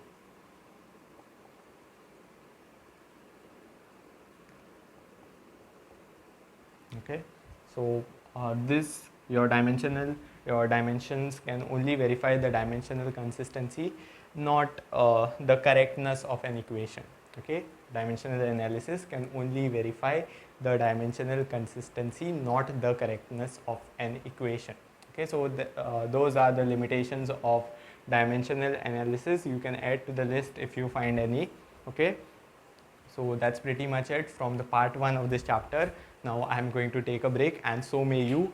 The next part is majorly on error. So first part is actually units and dimensions. Next part is error and measurement. So it's units and measurements. Okay, so the second part is about error and measurement. So of course here we discuss about physical quantities, measuring them. So of course there is measurement and there is error in measurement, right? Where there is measurement, there is an error in it. To err is to human. Okay, so yes, we'll be discussing about errors in the next part. Okay, I'll follow this up. The video will be quick, but I'm taking a break now. That is what I'm saying. Of course the break won't reflect in the video, but you may as well take a break just to freshen up and get back on the video. Okay, so yeah, let's move to the next part now. Let's begin with part 2 now. So the first thing that we need to learn over here in part 2 is rounding up. Okay, so just a brief up on it. So rounding up digits. Okay, so there are basically two rules. First, if the digit is to be dropped, so basically in this you'll have to round up the digits, right? So if you'll have some digits, suppose 33.684, and you want to drop some digits. Okay, you want to drop this 4, you want to drop this 8. So what are the rules for those? Okay, so the rules are pretty simple, only two rules. So if digit to be dropped, okay, digit to be dropped is greater than 5, then increase by 1. Okay, increase by 1. Okay, and if the digit to be dropped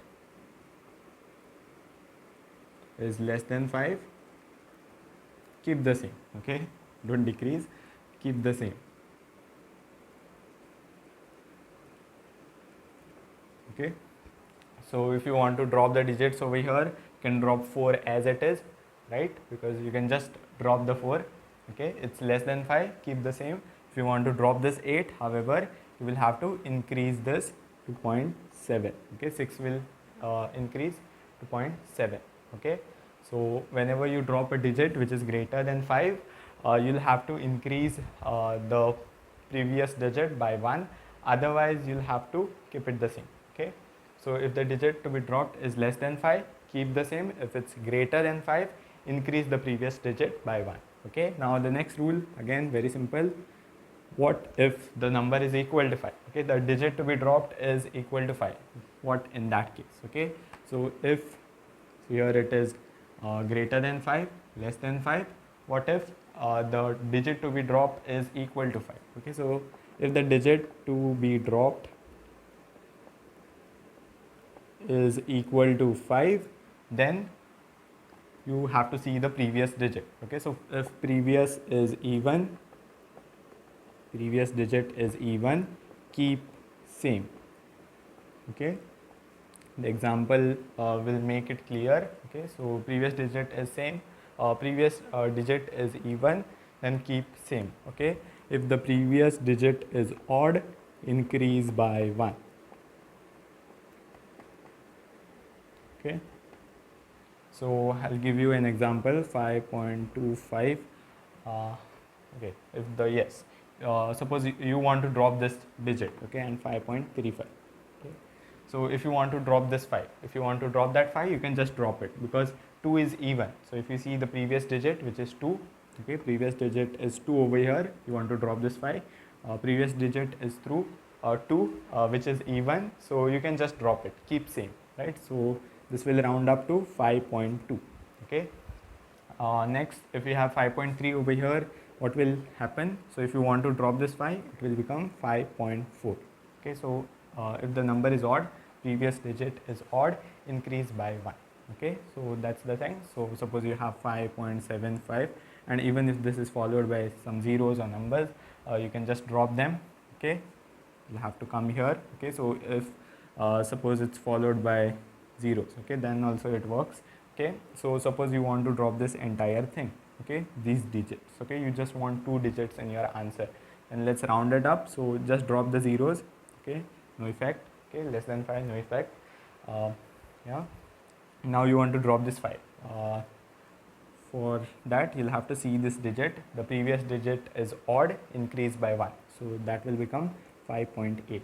Okay, so I hope the rules are clear. Let's practice few questions on this. Okay, so that it gets stuck in your head. Okay, so let's begin. First digit is, so you'll have to round off to 3 digits. Okay, keep 3 digits in the answer. Your first number is 7.427. You can try these on by yourselves.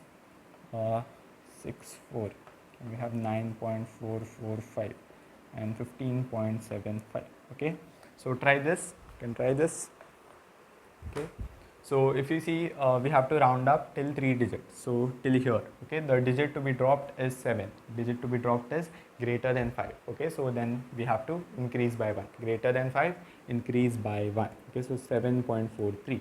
Okay, next, if you see over here, again we have to round up till here, 3 digits we want in our answer. So we are dropping 4, 4 is less than 5, no effect, so 7.36. Now what about the cases where the number is equal to 5? Okay, so in first case we have 5. Okay, we have to drop this thing. Okay, we'll have to keep this 3 digits and we are dropping 5. Previous digit is 4. Yes, previous digit is 4. So if you see, it's even, keep same. Okay, so 9.44. Okay, and if you come over here, again we are supposed to keep 3 digits now. Okay, 1 2 3. We are dropping 5. This is odd, then increase by 1, 15.8. Okay, so yes, that's the basic rule behind rounding up. Next we'll go to significant figures. I hope this was very simple and clear. Okay, in significant figures we are going to use this, so it's pretty simple. Less than 5, keep same. Greater than 5, increase by 1.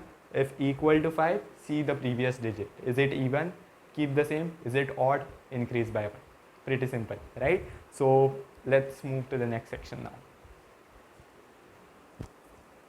Let us now discuss about significant figures, or sig figs as we might call them. So basically, what are significant figures? Significant figures are the digits, maybe in a measurement, about which you are completely certain. Okay, so let me write that down. So digits in a measurement about which, digits about which you are completely certain or sure.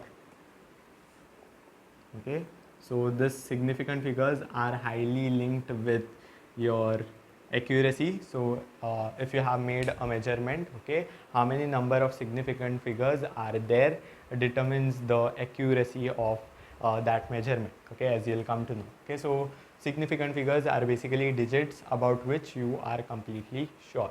Okay, so there are basically 6 rules in order to determine the number of significant figures. So suppose you are given a number and asked what are the number of significant figures in that number. So there are basically 6 rules that you are supposed to follow. Okay, so let's go through them. So first rule is all non-zero digits are significant. Okay, all non-zero digits are significant. So suppose you have something like 6003. Okay, so what are the number of significant figures over here? Okay, not 0, we'll consider only 6 1 2 3. Okay, non-zeros. So all non-zeros are significant. So 1 2 3 4, 4 digits. Okay, so 4 significant figures, 4 non-zero, 4 significant figures. Okay, all non-zero digits are significant. Suppose you have 2.143. Okay, so here also 4 significant figures, all of these are significant.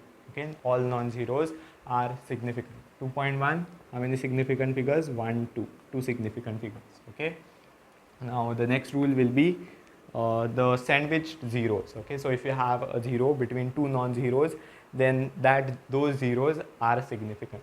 Okay, so zeros between 2 non-zeros or between 2 significant figures more generally, or I shall say zeros between 2 non-zero are significant. Okay, zeros which are sandwiched between your non-zero digits are significant. Okay, so suppose you have 6003. Okay, that one now. Okay, so this is significant, this is significant, non-zeros are significant, these two zeros are sandwiched between the two non-zeros, so zeros between two non-zeros are significant. Okay, so this is also significant, this is also significant, so four significant figures. Okay, now if we have 6.012. Okay, so here also you can see this is significant, this is significant, this is significant, non-zeros. Okay, and this zero is sandwiched between two significant figures or two non-zeros, so this is also significant. Okay, so also 1.000001. Okay, again all these zeros are significant, 1 2 3 4 5, non-zero, non-zero, so 5 zeros, 6 7, so 7 significant figures, here 4, right? So let's come to rule number 3. So far so good. Non-zeros are significant. The zeros which are sandwiched between two significant figures or two non-zeros are significant. Okay, simple. Now let's come to the third rule. Okay, third rule says that trailing zeros are ending zeros. Ending zeros are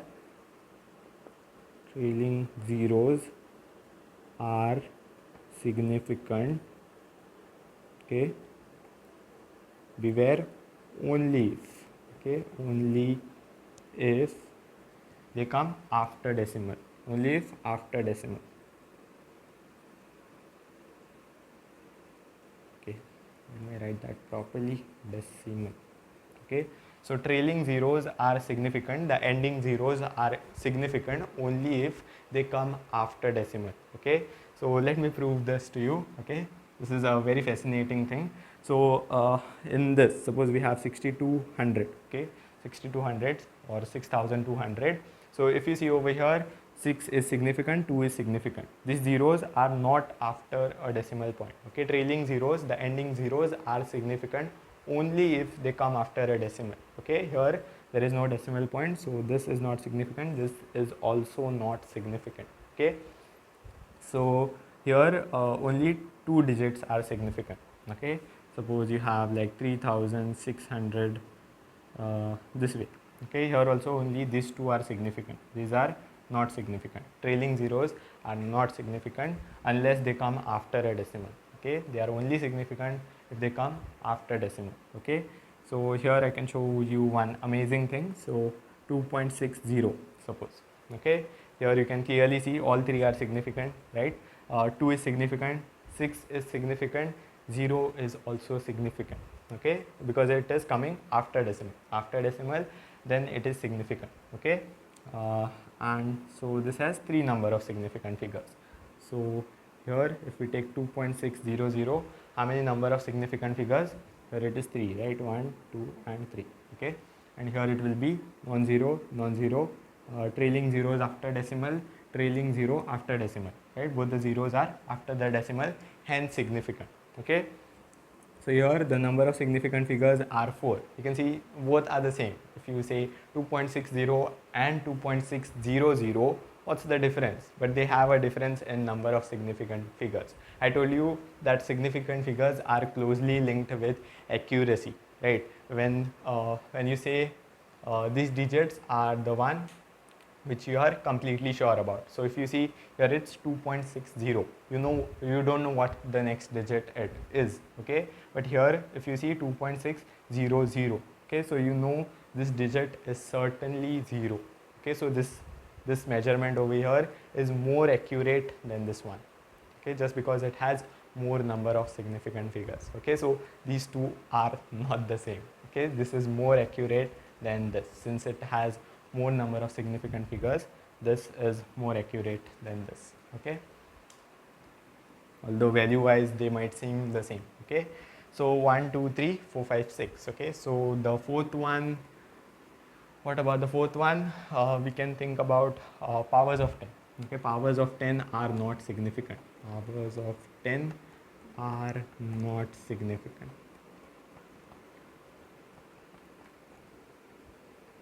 Okay, so if you have something like 4.2 into 10 to the power 11. Okay, this thing is not significant, although there are 11 zeros and 1 1. So all that thing is not significant. That is just to show you the value, right? Observable universe or the small size of atom. Okay, so this is just to show you the magnitude. Okay, it's not significant, it's not that accurate. Okay, so it's just value wise accurate, so show you a bigger picture. Okay, so here the only two digits that which are significant are these two non-zeros. Okay, so similarly if you have 6.21 into 10 to the power minus 15. Okay, so again this is not significant. The powers of 10 are not significant. Okay, here the only significant ones are 1 2 3. Okay, 3 significant figures and 2 significant figures. Okay, let's come to rule number 5. I hope that is simple. Now, okay, unit conversions. You can think about unit conversion. So when you convert a unit, okay, so when you convert unit, so I shall write on unit conversion, number of sig figs do not change.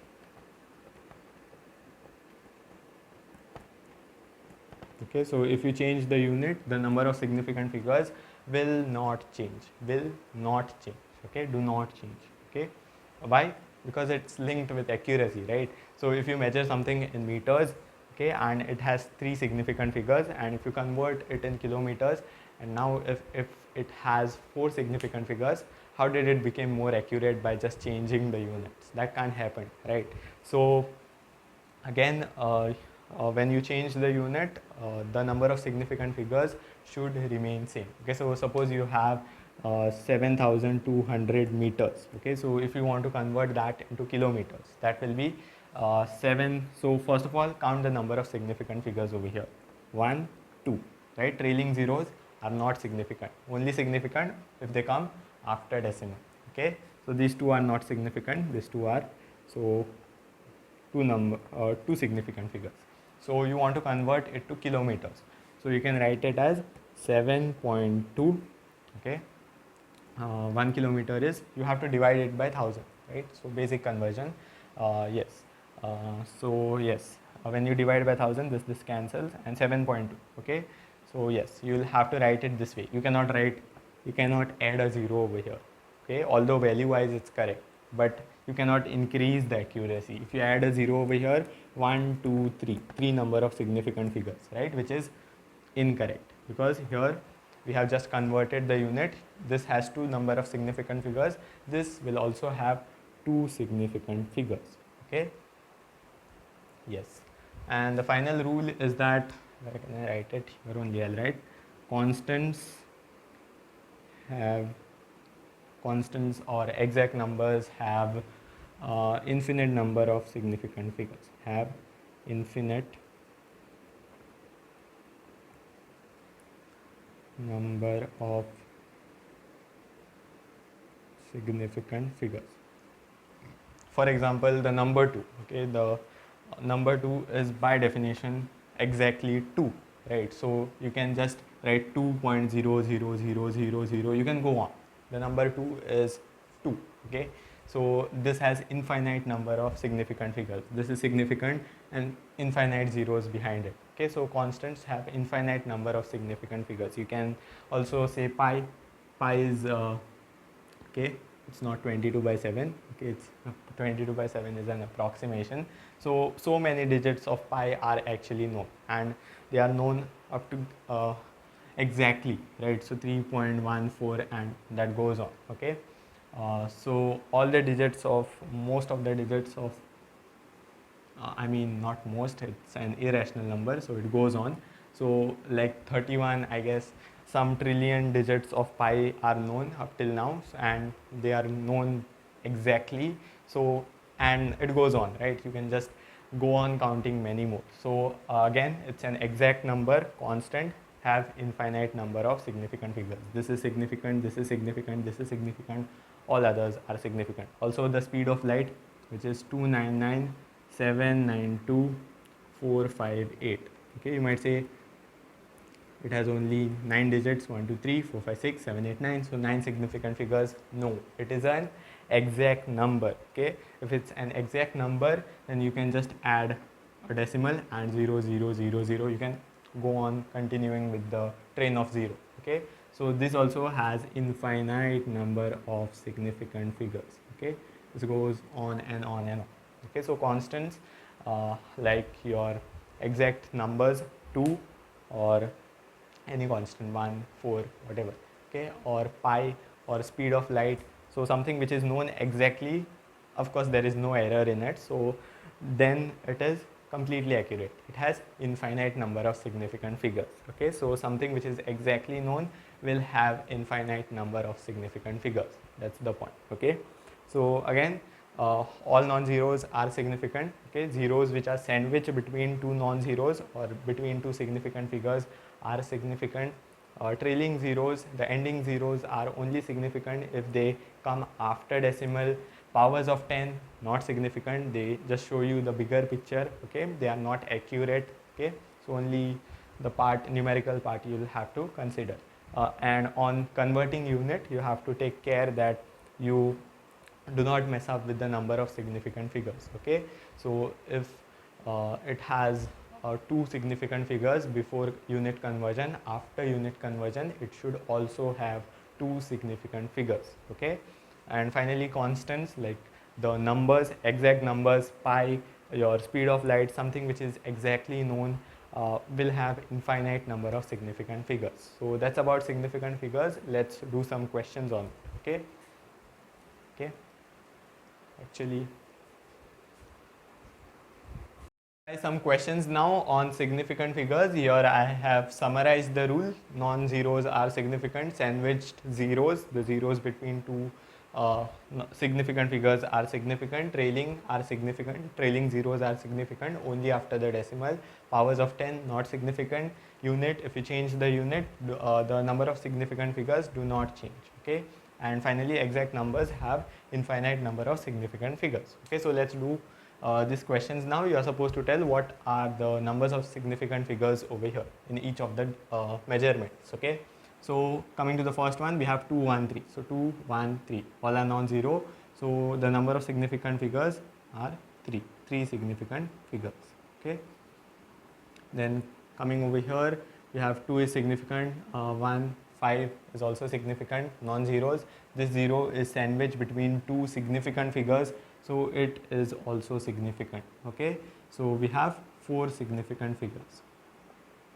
Okay, then coming to this one, if you see powers of 10 not significant. Okay, this is not significant. If you see over here, 2 is significant, non-zero, and these two zeros are trailing zeros but after a decimal. Okay, so these two zeros are after decimal, hence significant. Okay, so there are 2 significant figures. Okay, coming to this one, we are supposed to convert 25 millimeters into centimeters. Okay, so basically 10 millimeters make a centimeter, right? So 25 millimeters will be 2.5 centimeters. Okay, so 25 millimeters will be 2.5 centimeters, but you also have to check for number of significant figures. Okay, if you see this and this is the same value wise, right, but not in terms of significant figures. Here if you see, before converting, the number of significant figures 1 2, right? So after converting, the number of significant figures should be also 2. Okay, so if you come over here, yes, this is 2. Okay, and I think this is the answer. If you come over here, there are 3 significant figures. Okay, this cannot be the answer. Okay, on unit conversion, the number of significant figures remains the same. Rule number 5. Okay, if you come over here, here also there are 2 significant figures. This is not significant, right? But which one is correct? If you see, the value of this is 0.25. Okay, so this cannot be correct value wise. Okay, so this is not correct value wise. This is correct both in both terms. Okay, value wise as well as in significant figures. Okay, so don't forget about the value in search for significant figures. Okay, so yeah, this is of course this has 2 significant figures 1 2, but it is not true value wise, right? 25 millimeter is not 0.25 centimeters. No, it's 2.5 centimeters, right? So let's come to this one now. tell me the number of significant figures over here. Okay, this is a special one. Okay, I'll write it over here, 0.051. Okay, 5 significant, 1 significant, non-zero. This 0 comes after a decimal. Significant, what about this 0? Oh. Okay, we don't know anything about this. Maybe it's a 0, maybe zeros are not significant. Okay, if this is not significant, we can say that there are 3 significant figures, but actually there are just 2. Okay, let me show you how. Okay, so first of all, whenever a digit begins with a 0, write it in terms of powers of 10. Whenever a digit begins with 0, write it in terms of power of 10. So we'll write it as 5.1. You're shifting the decimal to the right. Okay, that logic. 1 and 2 by 2 places. Okay, so I'm writing it in terms of power of 10, so that we have a non-zero over here. Okay, you can see what is going to happen over here. So 1, 2, 10 to the power minus 2. When you are shifting to the right, the power decreases. Okay, so it decreased from 0, minus 1, minus 2, 2 places. Okay, so when you're moving to right, decrease the power, right? Yes. Okay, so this is what we have. Okay, and here you can easily see this is not significant, this is significant, this is significant. Okay, so there are 2 significant figures over here. Okay, so one more rule we can add actually. So if the number is number begins with 0, number begins with 0. So as you can see here, the number begins with 0. Here also you can see these 2 are significant. This is not. You can write this as 2.5 into 10 to the power minus 1. These 2 are significant. This 0 is not. Okay. So even though this 0 comes after decimal, it is not significant because this number begins with a 0. Okay. So when numbers begin with 0, convert to powers of 10. So 10 to the power x, so that you get the first digit to be non-zero. Okay, so this will trace back to your rule number 4. Okay, so whenever a number begins with 0, okay, convert it in this form such that your first digit is not 0. Okay, and then you can neglect the powers of 10. You can only see the non-zero digits. Okay, and decide over here in the numerical portion. Okay, so that's all about significant figures. Let's move to error, I guess.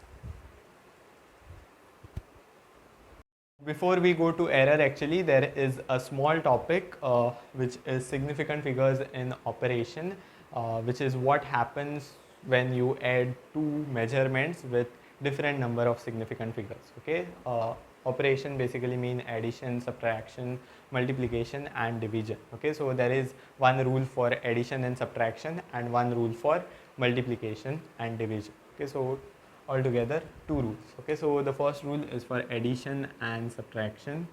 So in case of addition and subtraction, okay, so if you want to find the perimeter of a square, okay, not square, suppose any random figure, okay, and you have found the different sides, okay, the length of the different sides. Okay, now you want to add them. Okay, but each of them have different number of significant figures. Okay, so how should you go about it? So in case of addition or subtraction, okay, now in our case we are adding, right? So in case of addition or subtraction, the rule is round up to as many decimal places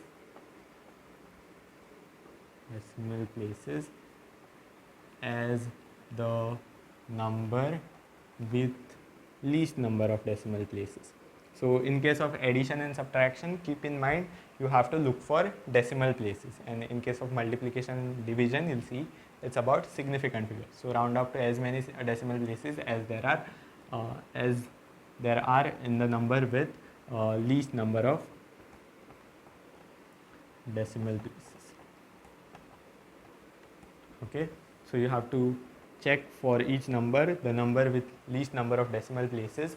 That will be the deciding factor over here. Like if I give you an example over here, we can take we can add 1.2, 3.45 and 11 6.789. Okay, if we add these 3 numbers, you can clearly see that this first number has only 1 decimal place, so it will be the deciding one. Okay, round out to as many decimal places as the number with least number of decimal places. So we'll have to round up to 1 decimal place. The first one has only one decimal place. Okay, so that's the rule.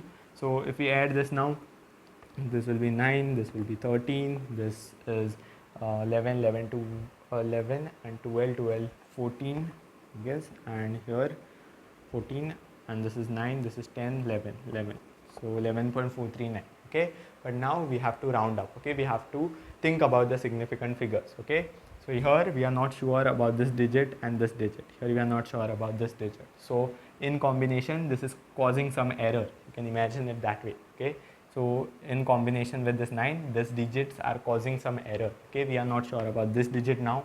Here also there is an x, so here also we are not sure about that digit. Okay, so we'll have to round it off. For rounding off, you know the rules. Drop the 9. Okay, it's greater than 5, increase this by 1. Okay, but we'll also have to drop this digit, it is also not significant, so drop this.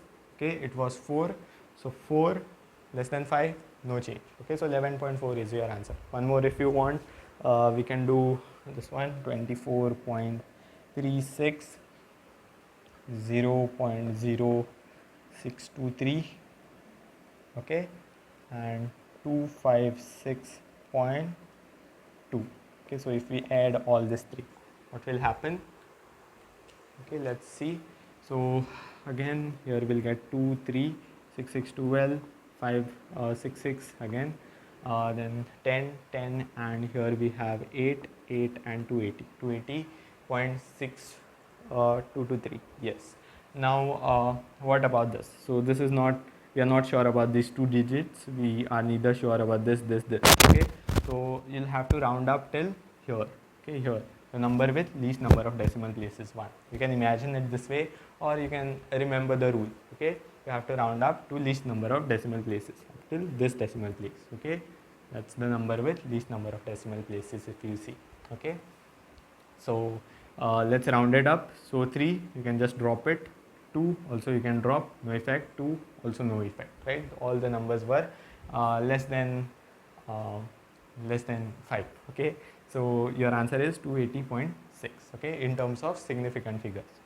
Okay, now next rule is for multiplication and division. You can note this rule down.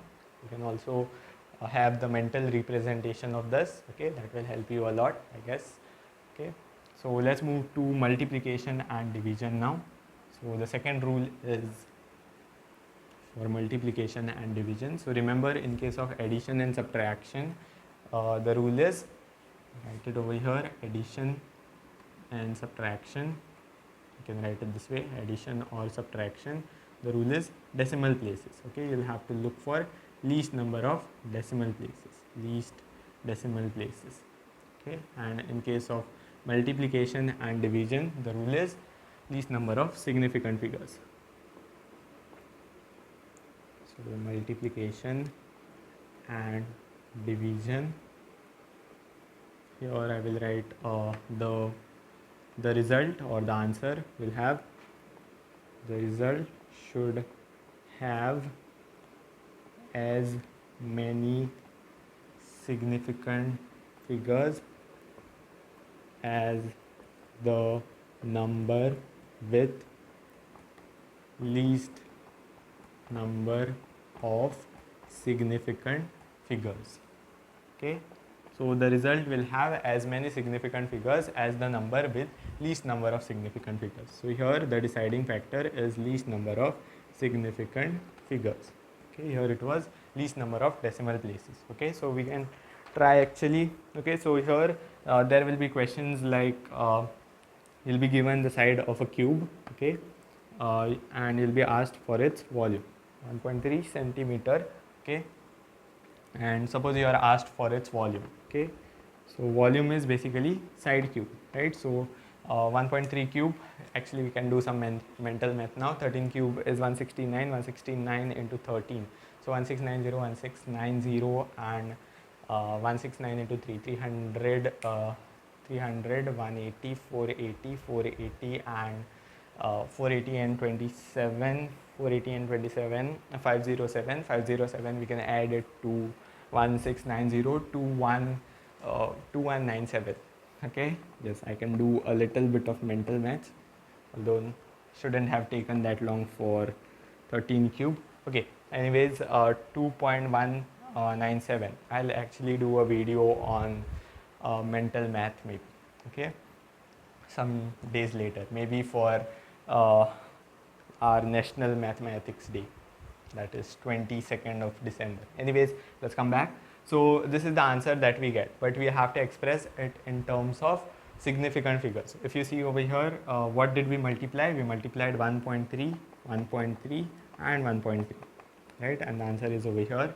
So 1.3, 1.3, 1.3. Okay, so each of this has only two significant figures. Okay, so each of them have the least number of significant figures, and the least number of significant figures is just 2. Okay, so your answer should be also in terms of significant figures, which will be, you have to keep only one digit over here, 1, 2. Okay, two significant figures. Okay, mind you, not decimal places, significant figures. Okay, so drop the 7. Okay, if you drop the 7, this will become 10, 10, and just carry it over to over here. Okay, so if you drop this 7, this will become 10, right? This will increase by 1, so this will become 10, like this. Okay, you have to write this 0, and 1 plus 1, 2.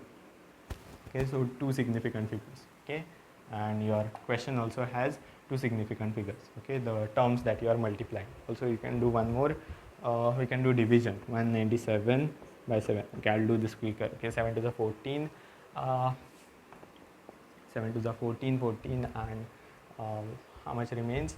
7, 8 is 56, I guess. Yeah, 56, and with a remainder of 1. 1, 4, 2, 8, 5, 7. Okay, yes, that was quick. Okay, so this is recurring, but need not worry about that. Now, what can we do? We can just drop the digits. Okay, so we'll have, okay, this was actually, okay. So this has, if you see, least number of significant figures. If you see, this one has two significant figures. Here we have 1, 2, 3, 4. Okay, so least number of significant figures, this is the deciding one, two significant figures. Okay, so I think we'll only have to keep two significant figures. Actually, I have one more 0 over here. I'll give one more 0. Okay, so three significant figures. Okay, so we'll keep three significant figures. So drop this, this will become 6. Okay, 6 if you drop, this will become 9. 9 if you drop, this will become 3, right? We want three significant figures. These are 5. Okay, so 3 if you drop, no change, and one more you will drop. Yes, one more will drop. 28.1. 28.1. Yes, that's correct. So 28.1 is the correct choice over here. Okay, then okay, so you'll have to remember this. So in addition and subtraction, the rule is least number of decimal places. You can represent it also mentally. You can add that way and cross out those. Okay, as I told you. And in case of multiplication and division, the deciding factor is least number of significant figures. Okay, so keep that in mind. And also, I forgot to tell you about this. 24. So suppose if you had to round up a digit like this, how will you round it up? Okay, round it up till three significant figures. Okay, three significant figures or 3 digits. Okay, so if you drop it, okay, so if you drop 2, okay, you can just drop it. You can drop 7 and increase this by 6. Okay, so is this correct? It's actually not. The numbers that we discussed were included decimal places, so you could just drop it. Okay, so in case you have a number like this, you'll have to replace that by 0. Okay, usually they tell you to round up the digits to certain number of significant figures. So if I tell you to round up this digit to 3 significant figures, you can just drop this 2, you can replace it by 0. This 0 is not significant. It's not after a decimal, right? So it's not significant. 7 if you drop, this will become 6, right? This will become 6. So 7 you have dropped and this has become 6. Okay, so this is incorrect, but this is correct. Okay, so whenever you drop digits which do not have decimal aligned, okay, in the previous cases we had decimal places, so we just drop the digits. Okay, we didn't consider the 0, okay, after the decimals, but here you'll have to, because suppose this was the price somebody had to pay you, and you asked them to round up to 3 digits and they paid you this amount, you wouldn't you be mad? Okay, surely, right? So if this was the amount, of course, 572, they can clearly round it up to 600. You can also see it that way. Okay. So yeah, when money comes in the picture, you'll get to know better, right? So yeah, that's about significant figures. Let's move to the next topic. So let us now discuss about the types of error. So actually here we are doing the measurements of physical quantity, but we should keep it at the back of our head that no measurement is absolutely accurate. Okay, with every measurement there is an error. To err is to human. Okay, you cannot avoid error. You can only implement ways to reduce it. Okay, so yes, there will be error always in the measurement. Okay, like our professor recently gave us a beautiful example that if I gave you a hot water, okay, and asked you to measure its temperature, what will you do? You will ideally dip a thermometer in it, but in an attempt to measure the temperature of the hot water, you are dipping the thermometer, which may itself change the temperature of that system. Okay, so again, this is a quantum concept. Okay, we have quantum mechanics. Actually, it's a wonderful thing. We'll be discussing it in brief in the upcoming chapters. But yeah, the gist is with every measurement there is an error. So let's study about it. Okay, so here we'll be discussing about the types of error. Actually, this topic is not that important from exam point of view. Okay, so but let's not leave any stone unturned. Okay, so if you read your NCERT, you'll come to know about different types of errors, systematic errors. There might be instrumental errors, there might be some fault in the instrument, and due to which you are getting wrong readings over there. Okay, or random errors. Okay, so there are different types of error. We'll be discussing the computational ones, the one that we can calculate, okay, and we can express in the measurement. Okay, so the first that we are going to learn is absolute error. Okay, so first of all, we can never know the true value of a quantity. As I said, with every measurement there is an error uh, where accuracy and error begins. Okay, we'll come to the list count concept. There also you'll get to know about error more. Okay, so what is this absolute error? So first of all, how do we assign a particular value to a measurement? Okay, so if I say this is 1 meter, if I measure it and if I say 1 meter, how accurate am I? Okay, and how do I know it's 1 meters? Okay, so the best way to do that is take iterations. Okay, for this thing it's not needed, but most of your lab experiments you'll be repeating the readings. Okay, although you get one reading and there is no need to do the other thing, but you still repeat it so that you get an average value, and that can be called as your true value, the so-called true value. Okay, as I said, absolute accuracy cannot be known. Okay, so true value is the mean of those, is the average of those. So suppose you get A1, A2 different readings. Okay, if you measure a physical quantity and you get different readings, okay, you take the average of them. So suppose you go up till an and then divide by n. Okay, so these are n in number, right? So you divide by n, so that will give you the true value, the so-called true value, not the actual true value. But yeah, you can repeat the process and you can get accurate up to a certain extent. Okay, so this you can refer to this as a true value. Now what is this absolute error? Mind you, this is true value, this is not absolute error. Okay, absolute error is you can find the error in term A. Okay, what is the error in this measurement? By taking the difference of the true value, this is mean, right? I can refer to this as A mean. Okay, AM, which means the mean of all these terms. Okay, so yes, so AM minus A1. Okay, so that will give you the absolute error in first measurement. Second measurement, if you want to find, will be similarly. Third measurement, if you want to find, will be like this. Okay, and so on if you want to find it in the nth measurement. So that will be AM minus AN. AM is the true value. Okay, or you can simply write it to be true value. Okay, now the next thing that we are supposed to discuss is the mean absolute error. Okay, mean absolute error. mean absolute error. Okay, our thought process behind this is expressing the error in a physical quantity. Okay, by the end of this we'll be able to express the error in a physical quantity. Okay, so the second thing is mean absolute error. Okay, mean absolute error, here you as the name suggests, it's the mean of the absolute errors, mean of the absolute errors. So these are your absolute errors, right? These are absolute errors, you just have to take the mean of them, absolute errors. Okay, you have to take the mean of them. So here delta a m, but there is a plot twist. Okay, you'll have to take absolute values only. Okay, you'll have to take mod of that, you cannot take negative. Okay, so suppose these terms may cancel out with the others on the other side. Okay, that cannot happen because errors should exist in a measurement, the terms cannot cancel out each other, so every bit over here is adding up. Okay, so you'll have to take absolute value. So delta a1, so you are taking mod. Okay, so only positive values, so up till so on till delta an divided by n, the number of measurements.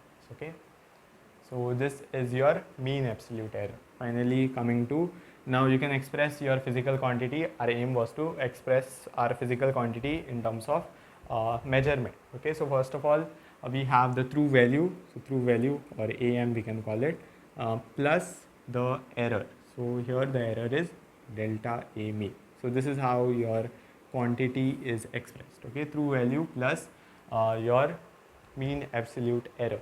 Okay, this is the way how you can express your physical quantity.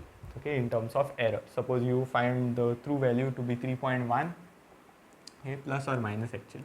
Okay, it can be on the positive side or it can be on the negative side. Suppose you measure this as 1 meters, but the instrument you used was not that good. Okay, so there might be an error, the true length might be either in somewhere less than 1 meter or maybe greater than 1 meter.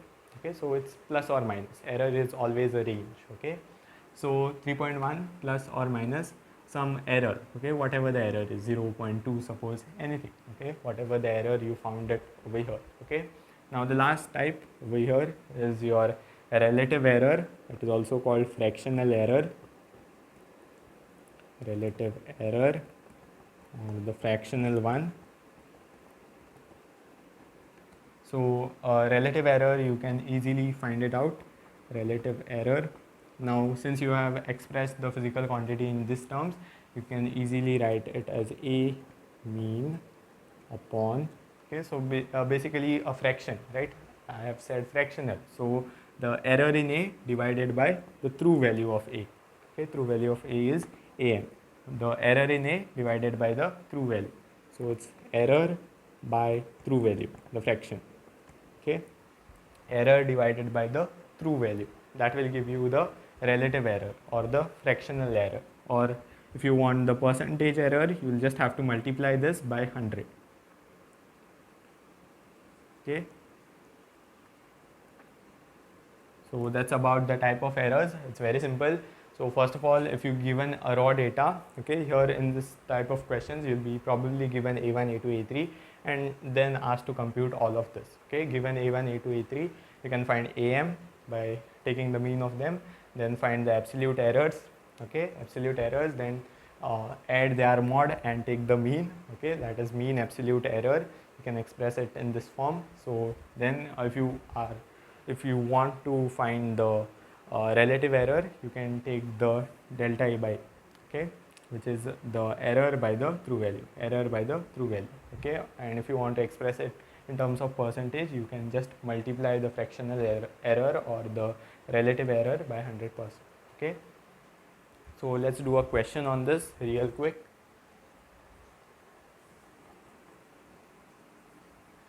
So as I said, we'll be given raw data a1, a2, a3 and we'll have to compute all of this. Okay, usually questions not framed from this section. Okay, let's do it. So we have 2.1. So we have made different measurements of a physical quantity, and this is the result that we get. These are your A1, A2, A3, A4 and A5. Okay, you are supposed to find relative error. Calculate relative error. Okay, straightforward question. So let's find it. So first of all, we'll have to find the true value or the mean of all of this. So A1, A2, A3, add all this and divide by 1, 2, 3, 4, 5. 5 measurements, right? 2.1 plus 2.2 plus 2.3 plus 2.4 plus 2.5 divided by 5. Here you can clearly see the mean will be 2.3. Okay, no mental maths. Just if you see 2.3 is the middle one, you can give 0.1 to this term, right? This will become 2.3, this will become 2.3. You can give 0.2 from here to this term, this will become 2.3, that will also become 2.3. Okay, so mean is 2.3, 2.3 everywhere. Okay, so now let's find the absolute error. Delta A1 will be the true value 2.3 minus the first reading 2.1, that is 0.2. Okay, the second reading 2.3, so AM minus the true value minus the second reading, again this is 0.1. Third reading true value minus the third reading, okay, that will be 0. Your fourth one 2.3 minus the true reading, which is 2.4. Here it will be minus 0.1. Okay, then you are going to take the absolute mean. So here it will be 2.3 minus 2.5 minus 0.2. Okay, now take the absolute mean. So delta A mean, that will be, take the absolute values only. So 0.2 plus 0.1 plus 0 plus 0.1. Okay, only consider the positive values, right? Plus 0.2. Okay, you are going to take the mod of those absolute errors divided by 5. So this is 0.3, 0.3, 0.6, 0.6 divided by 5. Divide by 5 is like multiply by 2, but shift the decimal, so it's 0.12. Okay, mental math some other day. Okay, so here we get the answer as delta A mean. This is your absolute error. So you can express your physical quantity as 2.3. This is your true value, plus or minus the error is this much. Okay, so your physical quantity will be in this range. Okay, yes, so your physical quantity is expressed, but you are supposed to find relative error. Now relative error, how will you find? It's the error divided by true value, this divided by this. Okay, so 0.12 divided by 2.3, how much is that? No mental maths, let's check. Okay, that's around 0.052. Okay, or 5%. This they have asked for relative error, so if you wanted percentage error, it will be just multiply this by 100, so I guess around 5.2%, right? So yes, 5.2%. Okay, or the fractional error, the relative error is this. Okay, so that's from the topic of error, types of error. Okay, we'll move to the next topic, which is error in measurements. Okay, what happens when you add two quantities with which itself have errors. Okay, suppose there is quantity A, then there is quantity B, there is some error in the measurement of A, there is some error in measurement of B. What happens when you add them or subtract them? What happens when you multiply them or divide them? Okay, so just like significant figures in operations. Okay, now we have errors in operation. So over to that topic. Now let us discuss about error in operation. What happens when you add or subtract two terms which contain error in them? Okay, so first we'll discuss about addition and subtraction. Here the rule is simple. Okay, you just have to know that in addition and subtraction, errors are always added. Okay, errors are always added. Okay, so no matter what you add or subtract, errors in those two quantities should be always added. Okay, and in case of multiplication and division, relative errors should be added. Okay, but let us first discuss about this. So if you have x as a sum of a and b, error in a, so we have error in a to be delta a and error in b to be delta b. Okay, these are the two errors. Now x is defined as the sum of a and b. There is some error in a, which is delta a, and there is some error in b, which is delta b. Okay, so basically what will be the error in x? X is defined to be a plus b. The error in x will be or a plus b or a minus b, whatever. Okay, the error will be always added, so you'll always have to add these two terms. Okay, no matter what, even if you are subtracting, the errors should be always added. Okay, so this is the thing, and finally you can express your answer as x plus delta x, right? This is your final thing. What is x? X is either a plus or minus b, whatever you are doing. If you are subtracting or adding, it depends on that, but your error term, which is delta x, is the sum of the errors. Not to confuse, let's do a question. So suppose you have L1 as 100 plus or minus 2. Okay, this is some length, 100 plus or minus 2 centimeters. Okay, it has some error. You can see L2 is 200 plus or minus 3. Okay, you are supposed to find L1 plus L2 first and L1 minus L2 minus L1 next. Okay, so how to go about this? L1 plus L2, it's very simple. Add these two terms, 100 plus 200. In case of addition, it's just x is a plus b, right? So in case of addition, you'll add the two terms, add the true values, okay, and add the errors. Okay, the errors are always added. True value may be added or subtracted. That is the thing. Okay, errors are always added. True values may be added or subtracted depending upon the sign over here. Okay, so let's do that. So here you'll have to add true values. Okay, a plus b. So that is 300. What about the error? Error also should be added. Error is always added. Okay. So now L2 minus L1. Now you can see this sign is negative. So true value should be subtracted. Error is always added. Okay. So true value should be subtracted. So L2 minus L1, 200 minus 100. That is 100 plus or minus 3 minus 2, 1. No, error is always added. Okay, you know that. Okay. So it's still 5. Okay. Errors should be always added. Okay, so that's your answer. Now let us go for multiplication and division. I hope this was simple. You can take a screenshot or pause and make note of this. Okay,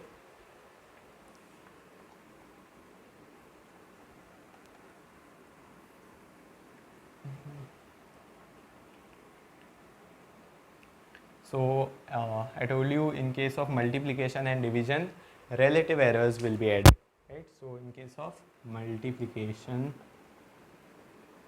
and division, relative errors are added.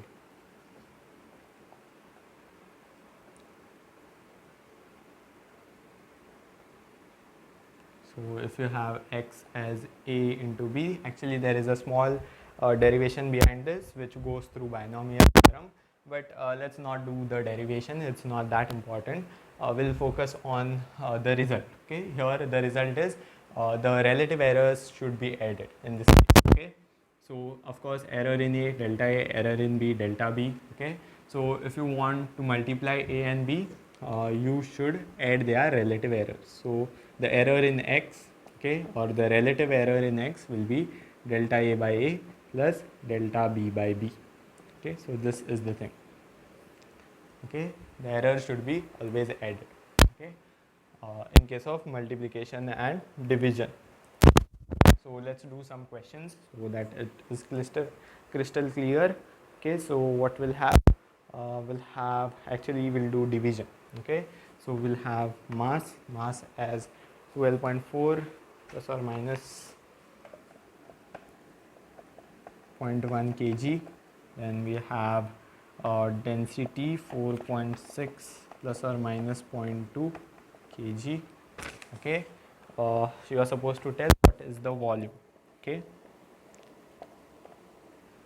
so you might know the formula. Density is mass by volume, right? Density is mass by volume. So you are supposed to find volume. So volume will be mass by density. Okay, you are supposed to tell the volume with the error in it. So finally you will express the physical quantity as x plus delta x, right? The product or the division of those a and b and the sum of the relative errors. not a relative. I'll show you how. Okay, let's do this question. Okay, so this uh, volume will be mass upon density, right? So we can directly divide this through values. Let's sneak peek. Okay, the answer is follow significant figures. Okay, it's very important that you consider significant figures whenever you are dealing with questions of error. Okay, follow significant figures. Otherwise, in the other course, you don't need them. Okay, but especially when you are going with this chapter and especially when you're doing the questions of error, follow significant figures. Okay, so if you see two significant figures, this is division. Okay, division, what was the rule? Significant figures. Multiplication, division, significant figures. Okay, figures, this number here there are 3, so 2 we have to keep. This 9 we can drop and this will increase it to 2.7. Okay, 9 we dropped, so number greater than 5, so previous number. Okay, yes, all of it is coming now. So this is the true volume. Okay, but of course there will be some error due to this error and this error. What about it? The error in volume, the error in x, the total error in x, the relative error will be sum of the errors, sum of the relative errors in A and B. So relative errors are added. Okay, so delta x by x, or in this case we have volume, right? So delta v by v. So it will be, I guess, delta v by v into, you'll have to add relative errors. Relative errors, delta a by a. Okay, let's write it in terms of formula first, plus delta b by b. So delta a 0.1, error in a 0.1, actual value 12.4 plus error in b 0.2 divided by actual value of b 4.6. Okay, so this will be the relative error in v. Okay, but we want to find delta v. We already know, so we can substitute it over there. So delta v will be, so this whole of this thing, okay, 0.1 divided by 12.4 plus 0.2 divided by 4.6 into 2.7. Okay, when we compute this delta v gives us the error in v, right? Delta v is the error in v. This is the relative error. Okay, whenever we want to express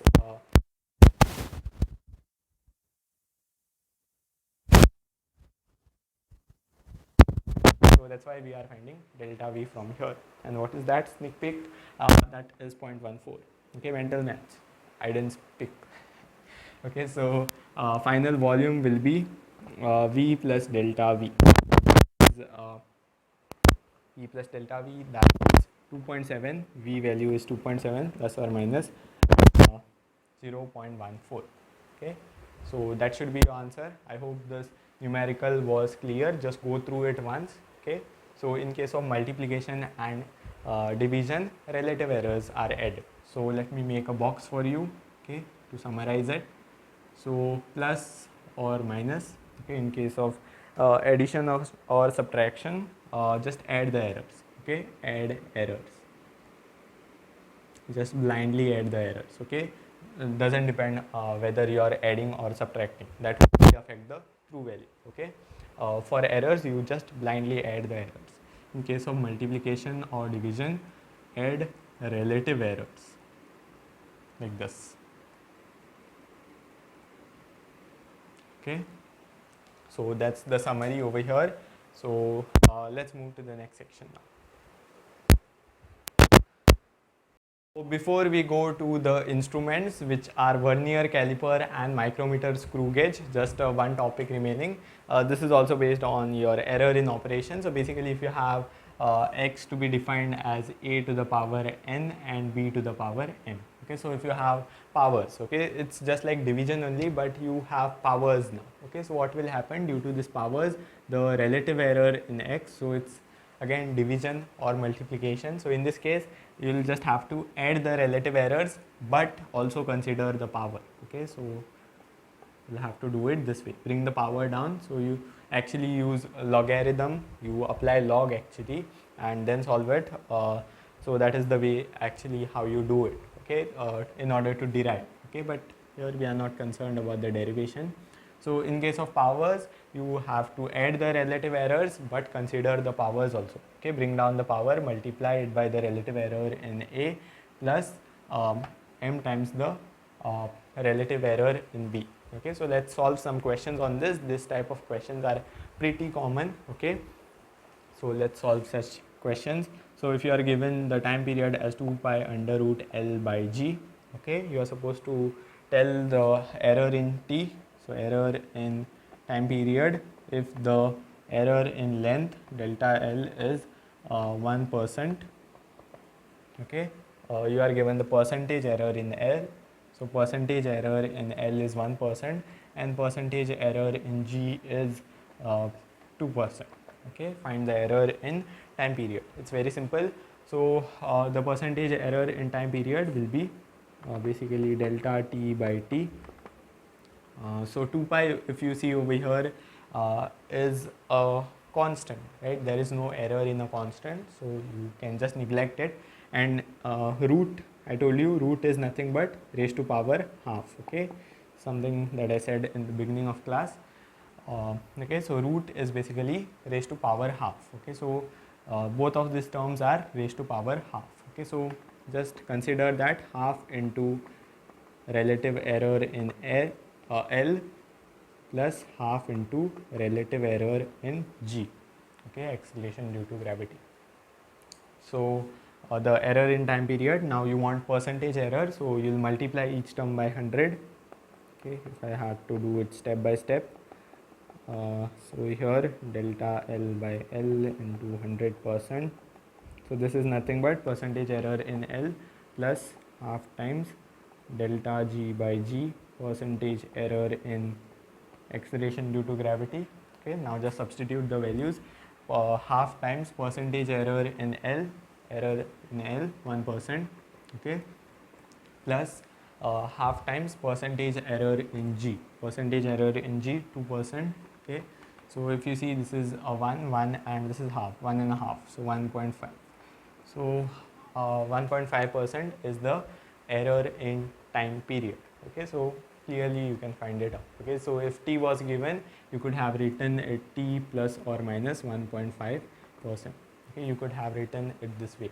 Okay, but T is not given. Yeah, they have just asked you for error in T. Okay, this type of questions are common. So one more will do.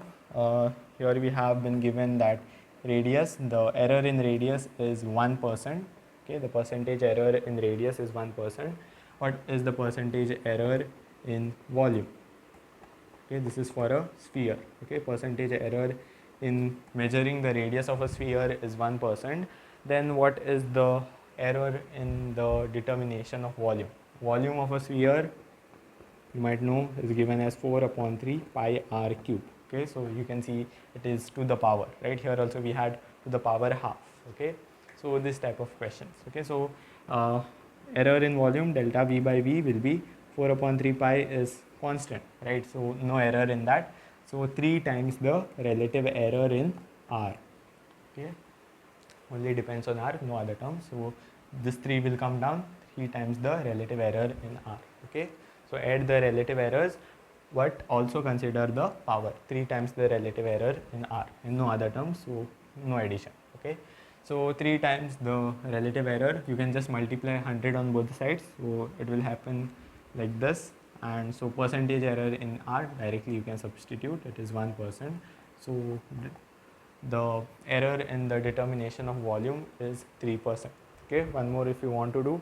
Okay, we'll do it over here.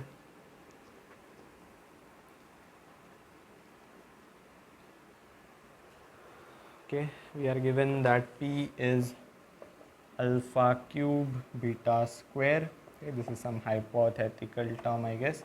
Theta under root gamma. Okay, you are given the percentage error in each of this. Alpha has percentage error 1, beta has 3%, gamma has 4%, and eta has 2%. You are supposed to tell what is the error in P.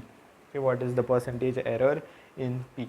Okay, again very simple, delta P by P is 3 times. Okay, consider the powers also and add the relative errors. Okay, So 3 comes down, relative error of alpha.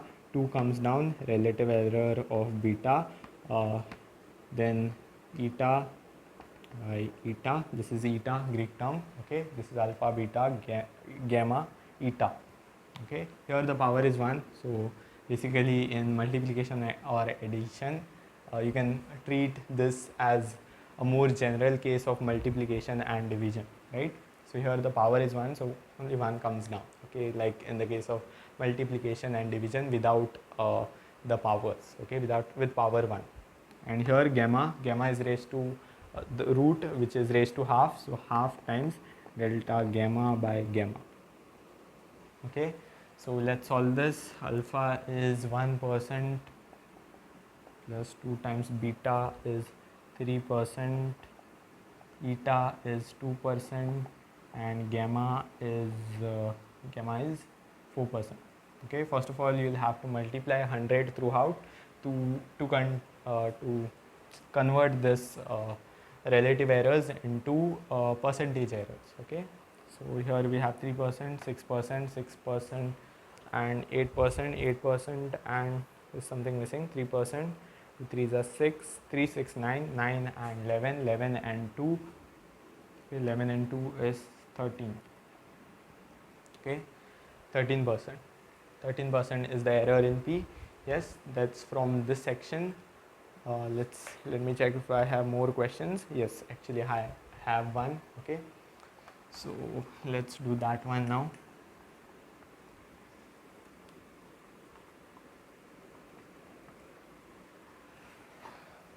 So here resistivity is given as pi r square, the area L by length. No, here the length will come, and this is r. Okay, you are given that the percentage error in r, no, you are given r as 0.2 plus or minus 0.02. Okay, so you can see you are given in terms of error. Okay, a plus delta a. Okay, that way. The resistance r is 60 plus or minus 2 ohms.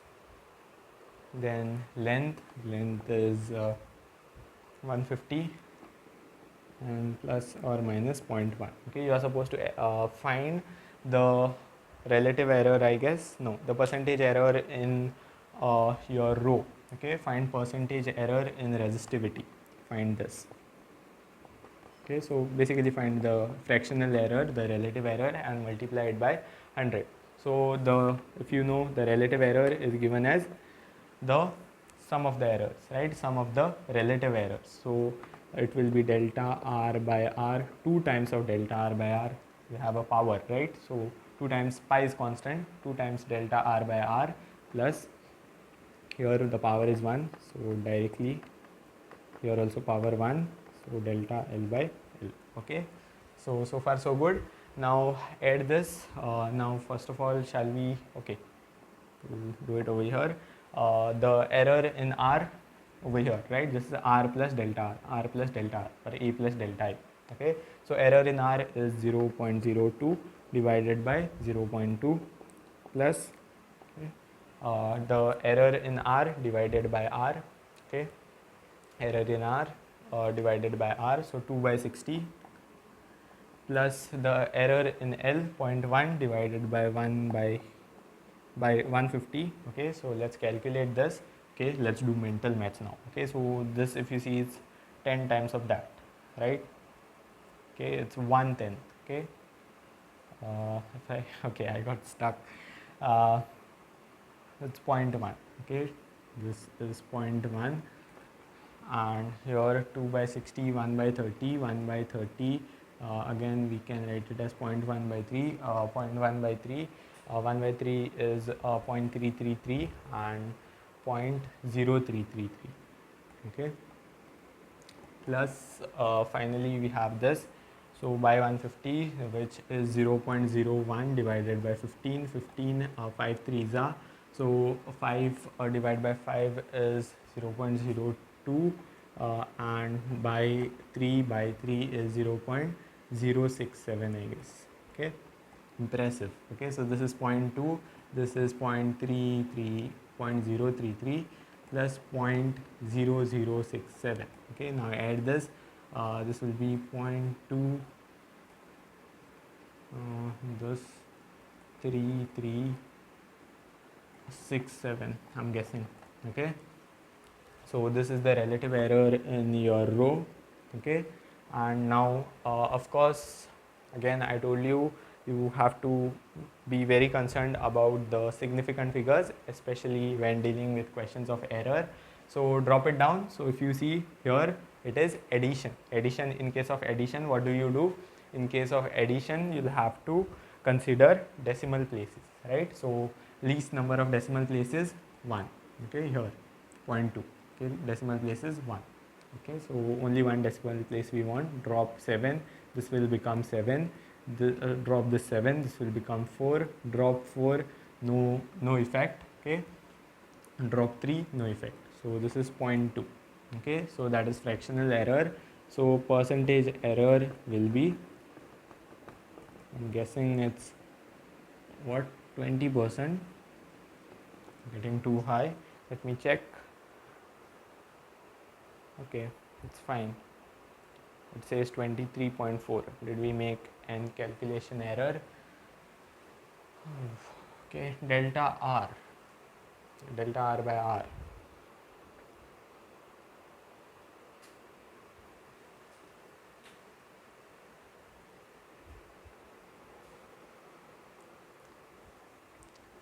So no, there is no mistake over here. It's 20%. In the question that I did, when I solved it personally, not personally, I mean when I solved it by myself, I actually, what I did, I didn't round it up. Okay, I didn't round it up over here. So if you didn't round it up, you would have ended up like this, 0.2. What was the thing that we were getting over here?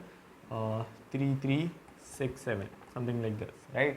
So here I just converted this into percentage, so multiply by 100, 23.367, and here I had dropped this 2 digits, so 67. So if you drop that, you'll get 4, so 23.4%. Okay, so that is what I was getting. Okay, but here we'll have to round it up. Okay, so in such type of questions, actually check out your options. The options may use significant figures or may not. It's a double-edged sword now. Okay, so if they use significant figures, this is the correct answer, and if they don't, then that's the correct answer. Okay, so whatever your question says, look out for the options, or in the best cases, wherein in questions like for your board exams you might not have options, so in that cases you can go for significant figure approach. Okay, and yeah, for when options are given, look whether what is the better one. Okay, so what is there in the option? Is 20% there in the option or 23.4? Okay, both won't be there, of course. So yeah, that's from the topic of error. Now we'll move to vernier caliper and micrometer screw gauge, which are the measuring instruments. Okay, those two are the last topic for the day.